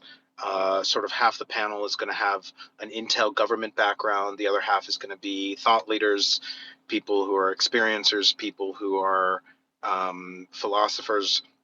And the whole point is to sort of talk about the state of disclosure and have overlapping and contradicting ideas be a discussion. And hopefully we can just completely shut our mouths and let the whole panel, I guess, wouldn't it be funny if we start muting, if we end up muting major speakers, Fringe? But that's the plan. It's going to be August 15th, 8 a.m. to 8 p.m. Pacific, 11 a.m. to 11 p.m. Eastern time. I'm super excited about this. We haven't even made the post yet, but you should be hearing about it in the next 24 hours. You guys should be seeing posts for it. So Fringe and I are super excited. Yeah, and just to reiterate, for the speakers and people on the panel, you don't have to be there for the whole 12 hours. Like Ulrich said, it's going to be flexible, jump in, jump out, be there for 12 hours or be there for 2 hours at your leisure is how that's going to go. Thank you, Ulrich. And you want to go to Jared or what else we got? Yeah, let's get some speakers, and please don't feel like you have to end the space when I go to sleep. Yeah, I think we already spoke with Tom about just ending it at that time. So when you have to go, we'll be ending it. So we've got about a 12-minute warning to get some questions in, and I think that's fantastic. And I'm going to bring up Exilius just in case we can squeeze him in. So everybody with questions, please raise your hands.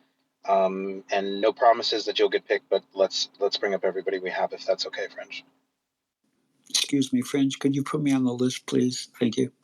Yes, Hilarious. Let's go, Jared, Hilarious, and Excelsius. I'm not saying that right. Go ahead.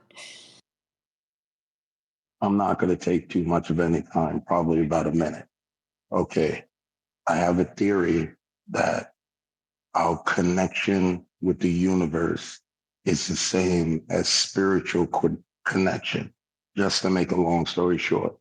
And every time I come and listen to spaces where it's Doom, Calm, and Fringe talking, it makes me know that my theory makes sense. Because if you think about it for a quick second, you need negative and positive energy.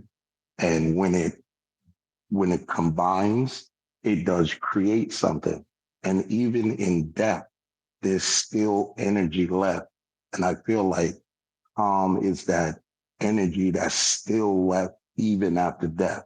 So if doom is negative and old doom and fringe is the positive, you need all of those things to like create and end things and make anew.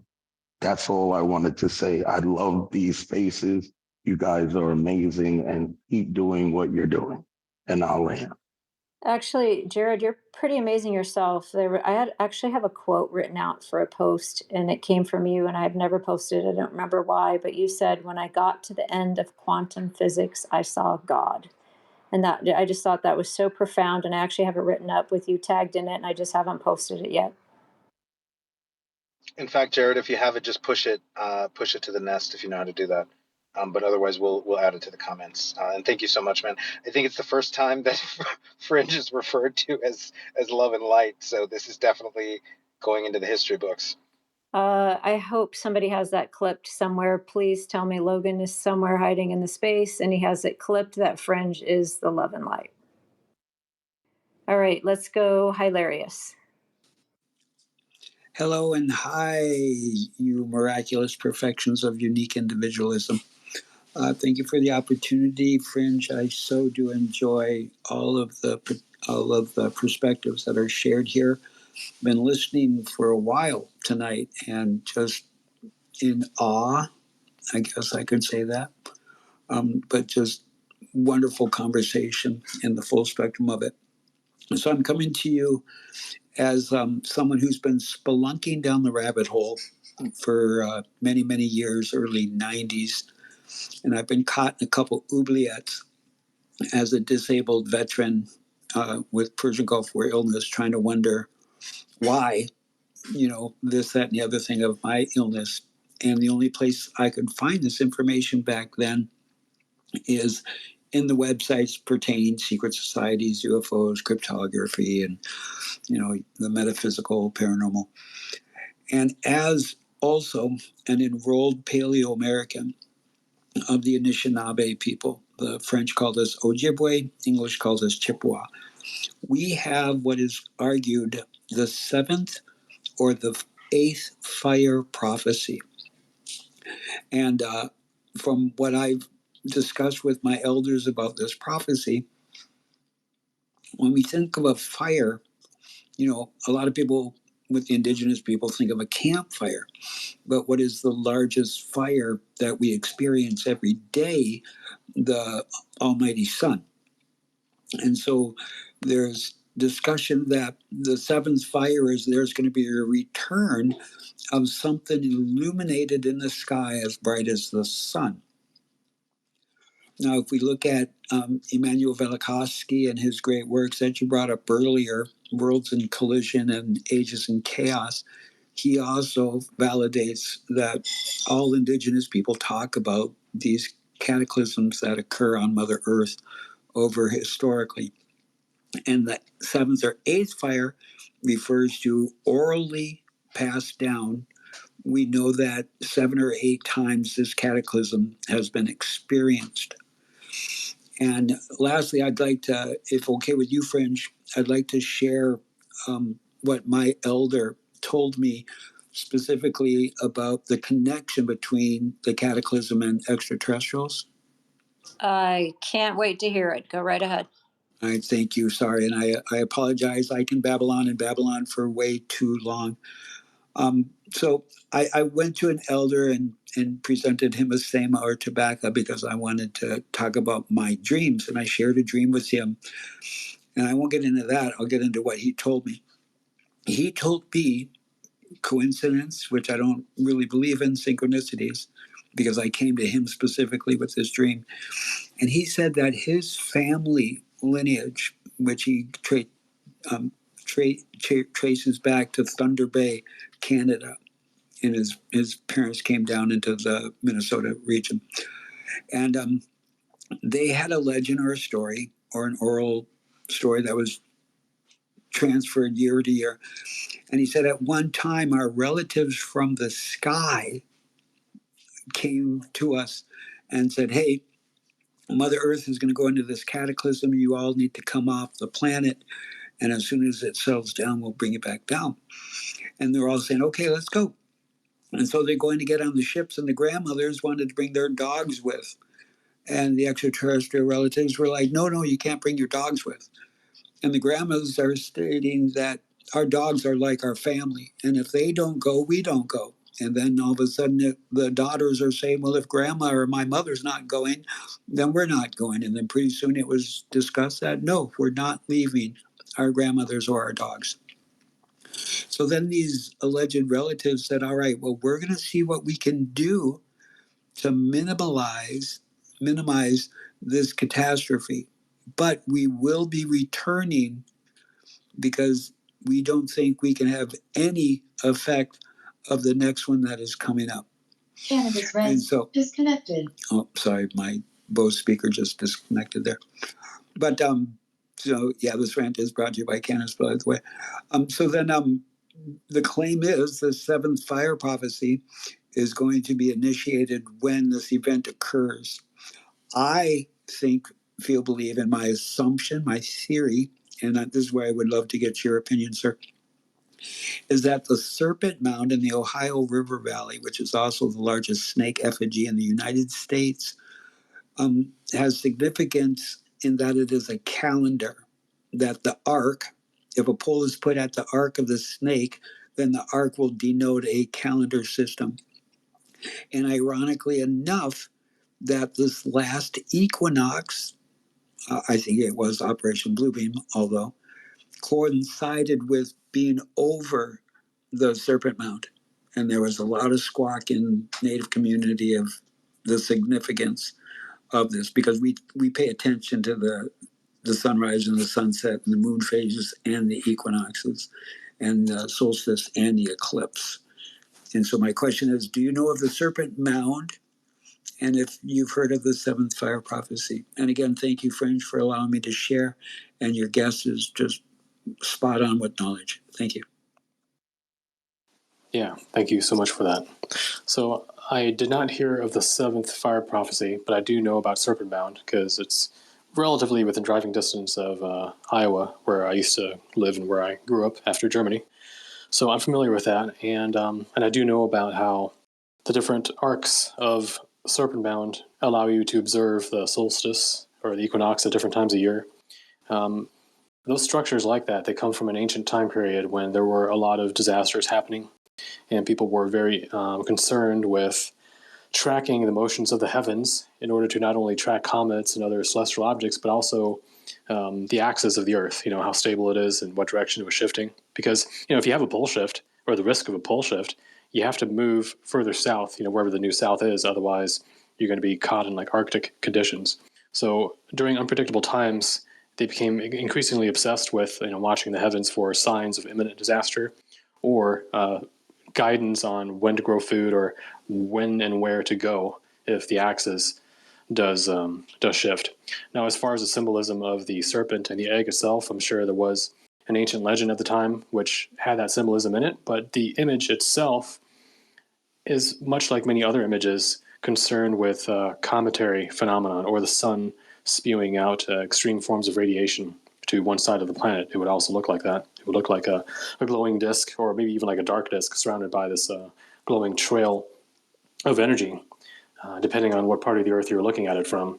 So you have that, and there's other tales too, like in Chinese legends of the dragon.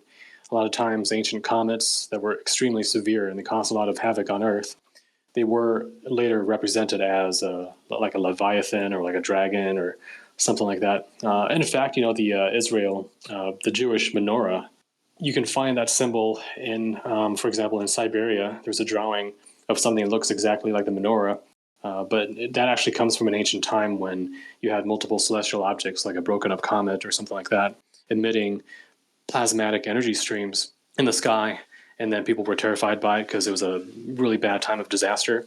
And so these events were recorded under various myths, disguised as various figures or monsters or serpents, or or in this case, a light that was as bright, if not brighter, than the sun, which a comet would certainly be, or the sun itself if it emits a very strong pulse of radiation. So there is a very strong historical basis to a lot of these myths and legends. And if it's happened before, who's to say it won't happen again, right? Thank you, Tom. I think he dropped back down. So thank you for answering his question. And is it Zelius? Excelius? Yeah, that's close enough. X is fine. Hi. Thanks for everything you said, Tom. It was very interesting. I have two questions for you based on like my own hypothesis about what's going on, and I'm kind of curious if you see any holes in it, if it meshes with anything, if it meshes with your worldview or not. Basically, the simple hypothesis is maybe what we're dealing with is not alien. Maybe it's just a non-human earth-born species that was here before us at some point, and maybe there was a cataclysm naturally occurring or artificially from some war or something, some technological mistake, who knows, but it sent them back to the Stone Age, basically. And perhaps we were there, like genetically modified, for lack of a better word, android. Like we were both maybe like a food source and a workforce. And for some reason, we were able to thrive in the new atmosphere, the changed planet, and they weren't, and they've been working in the shadows ever since. Maybe, who knows? But the basic idea is, I don't see any evidence we're dealing with aliens personally. Everything seems way too adapted to our planet and way too adapted to just life that looks like us or similar to us. And this goes back to like that leak on Reddit, the whistleblower who had all of the bioengineering of the so-called grays, and the very, I guess, different whistleblowers. It just seems to circle around something that seems a lot more human than not. And it's hard for me to believe that aliens would be so human-like. So I think that there are definitely aliens. I wonder if they're watching us. Maybe they did come down from the skies and save us in the past as well. But I also wonder if we're dealing with something that's Earth-born. And so here's my two questions. Okay. First question is, what do you think about? So that's my hypothesis. But so first question is, what do you think about the idea that disclosure might actually be a manufactured attempt to find the secretive reverse engineered technology that maybe we based off of archaeological digs from a time long ago from another species, let's say. And we reverse engineered this so-called tech into the form of these orbs that we see everywhere, and that they're actually protecting the world right now from World War III and other things, but they're just too powerful to be given to normal individuals. And that there is some negative force trying to get us to reveal where we have them, what level, what state that they're in, and maybe even get access to them so it can take it off the chessboard or even use it against us to issue in some sort of agenda. Maybe it's like a new world order, maybe it's to make us more controllable. And the second question is really, do how certain, or I mean, certain's like a bad word. How convinced are you that it's alien and not something that's also just earthborn, but very, very ancient, and has been basically trying to use us to rebuild its lost world and eventually terraform it back so they can just take over again? Just some way out there ideas. What do you think? Yeah, no, totally. Yeah, I'll respond to that. But first, Ulrich, do you need to go right now? No, I'm gonna hang in here. I'm gonna break my rule because it's been months that I haven't seen Exilius. I spent 5 or 6 hours talking with him about this, and I think he's one of the most brilliant thinkers who unfortunately disagrees with me. So I'm gonna stick it out for Joseph and Exilius because I was worried we lost him to Facebook or something. I haven't seen him around X forever. Okay. Yeah, no problem. All right. So your first question basically had to do with the disclosure being manufactured to perhaps reverse engineer some sort of ancient alien technology, for example.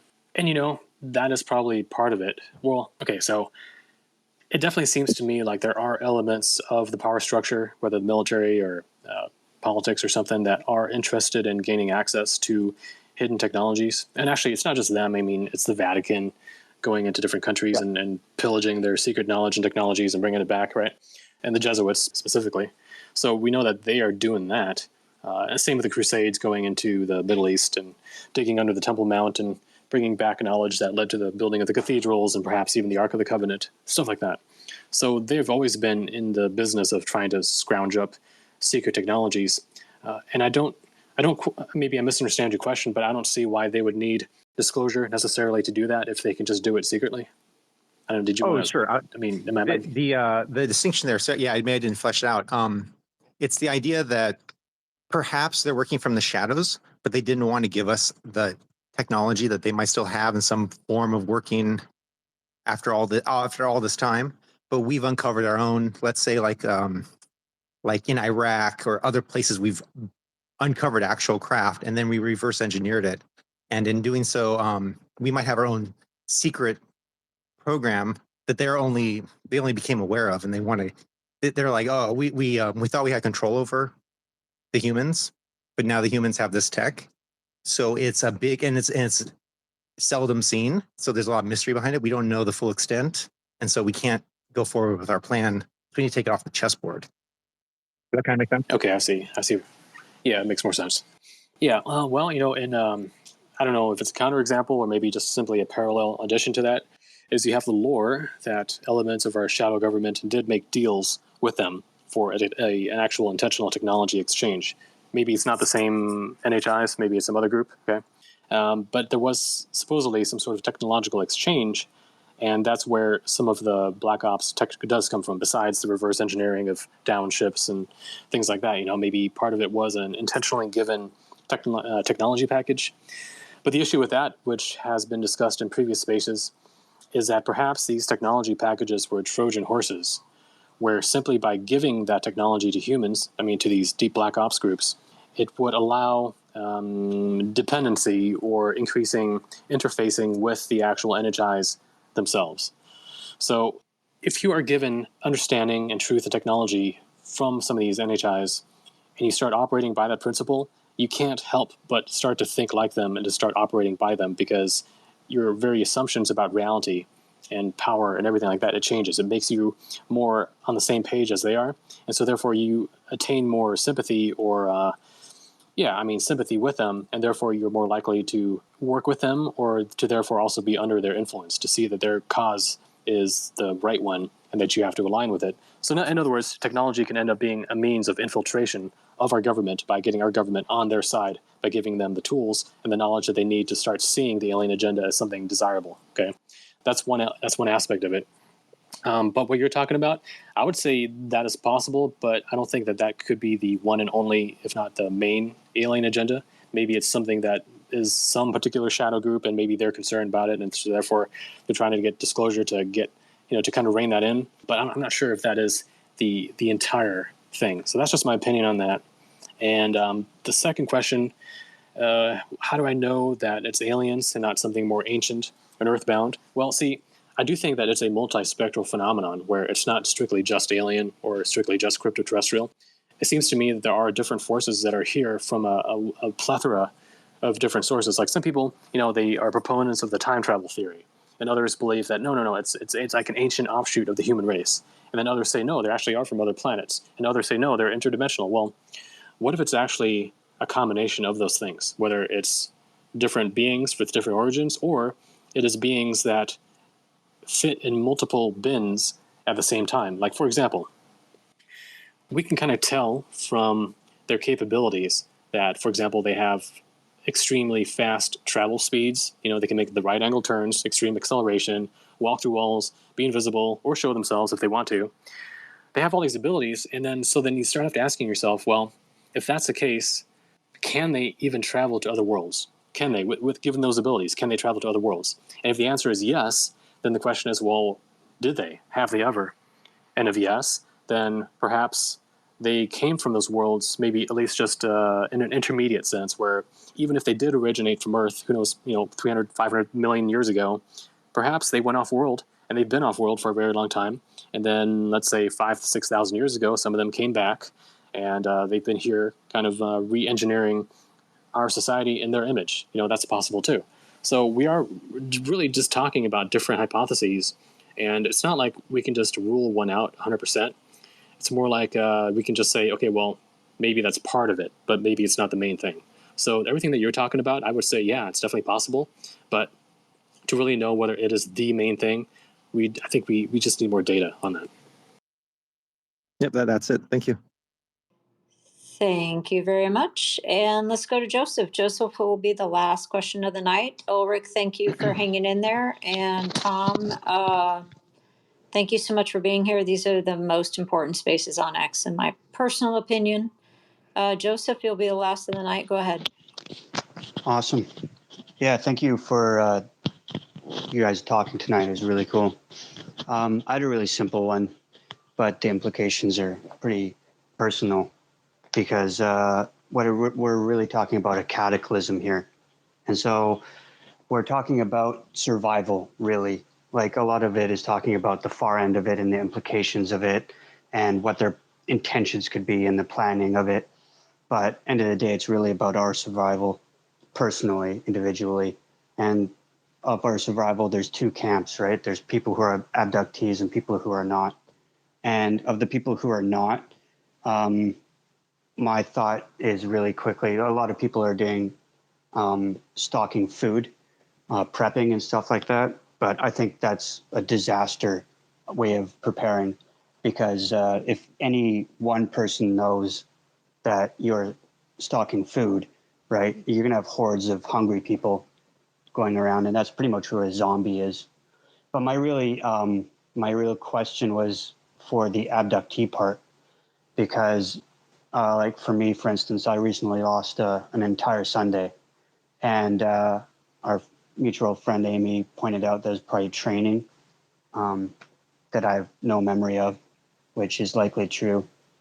And so if they can do that, then they can just, when it happens, take you. And I forgot where I read it, but I read that somebody gained information that when that happens, they'll be taking abductees into a base or a location, and whoever their handler is, whichever hybrid that is, will be selecting people based on compliance and ability, and who knows what happens to the other people.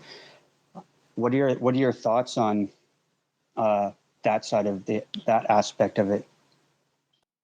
Well, as I mentioned earlier in the space, I do think that maybe a small percentage of that particular viewpoint, that aliens tell people, which is that, when the time comes, we're going to pick you up and we're going to bring you to a location or a safe space. I think maybe a small percentage of that is just bluffing to gain compliance, to make the person feel special and to make the person feel that if they break the trust connection with their alien handlers, then they won't be saved when the time comes, right? So it's a manipulation method. That's a small part of it. But the other part of it, I do think that obviously if a person is being abducted on a regular basis and is consistently used, then they are useful to some degree to these beings. So why would they, let's say a young abductee woman perish if they could be useful for many more decades for whatever reason, whether it's more breeding purposes or whatever. So they want to take care of their so-called cattle. I mean, a rancher doesn't just want to let their cattle be sucked away by a tornado. No, I mean, they want to round them up and bring them to a safe spot, not for any altruistic reasons, but for profit-driven reasons. So I do think there's a truth to that idea that for abductees, maybe not everyone, but a lot of them, they could be evacuated in some way. Although when you were explaining that, the funny picture came to my mind of what happens if an abductee is an abductee of multiple opposing alien factions. Like who gets to take the human proxy? Like, is there going to be like a little tug of war, like two little kids tugging on a doll, like who's like a divorced parent? Choose one. Yeah, exactly. And so what if, so realistically, what if that were to happen? And what if aliens do show up, but then all of a sudden another ship lands or something like that, and they're arguing with the other ones and you're trying to decide who to go with? I mean, it probably won't end up like that, but it's a comical image.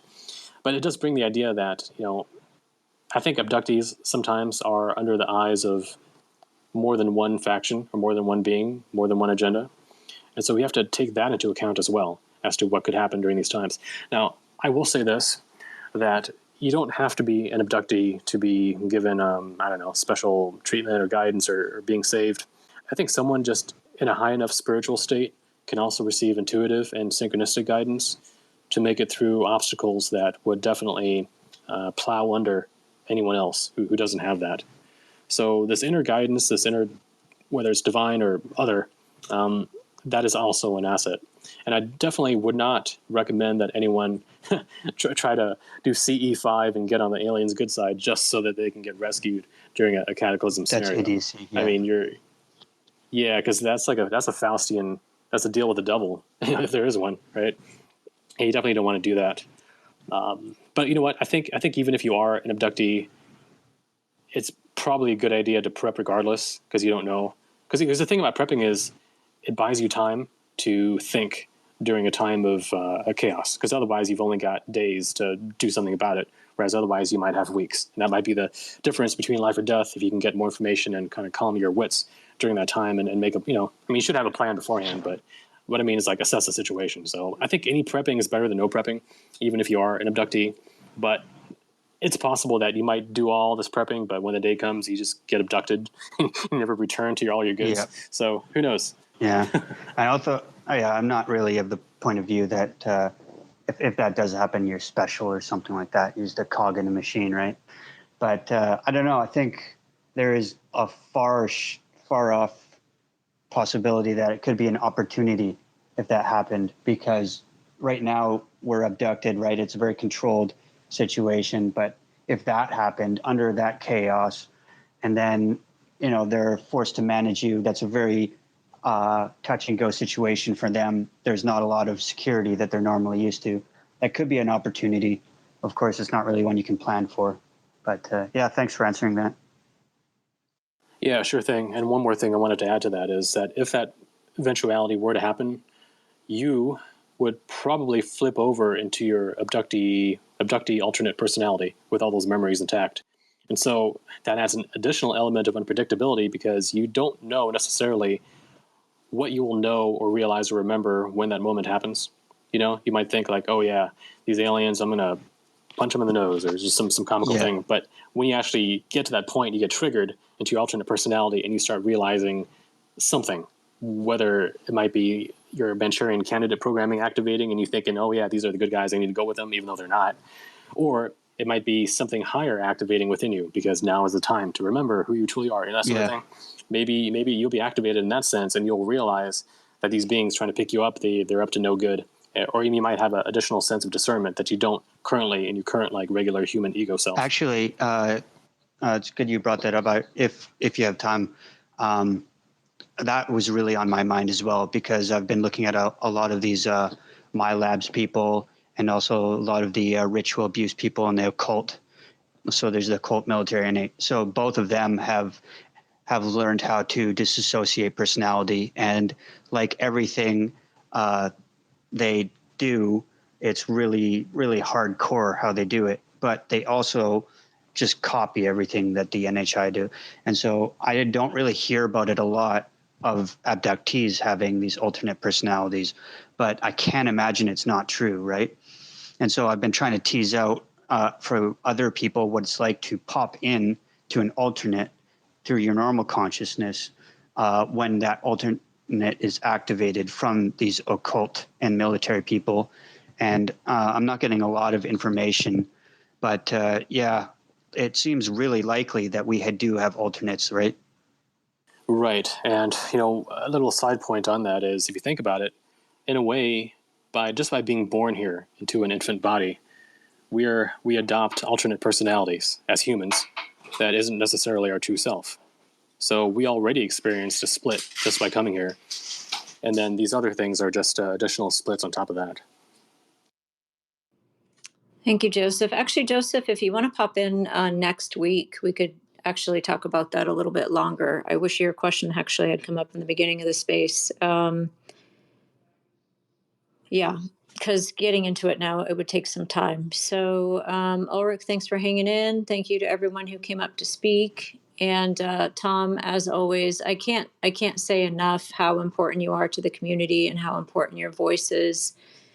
And I truly do believe when you're in the space, it's the most important space there is on this platform. And these spaces with Tom are all recorded. Tom now has the spaces up on his YouTube channel, and I've actually just got them on a playlist on YouTube as well. Please go back, listen to all of Tom's spaces, and hopefully Tom will pop in next week with Amy. That's going to be another good one. And then if not, we will see him again on the 15th. And thank you all again so much. Good night, everybody. Doom deep, doom dark, doom hard.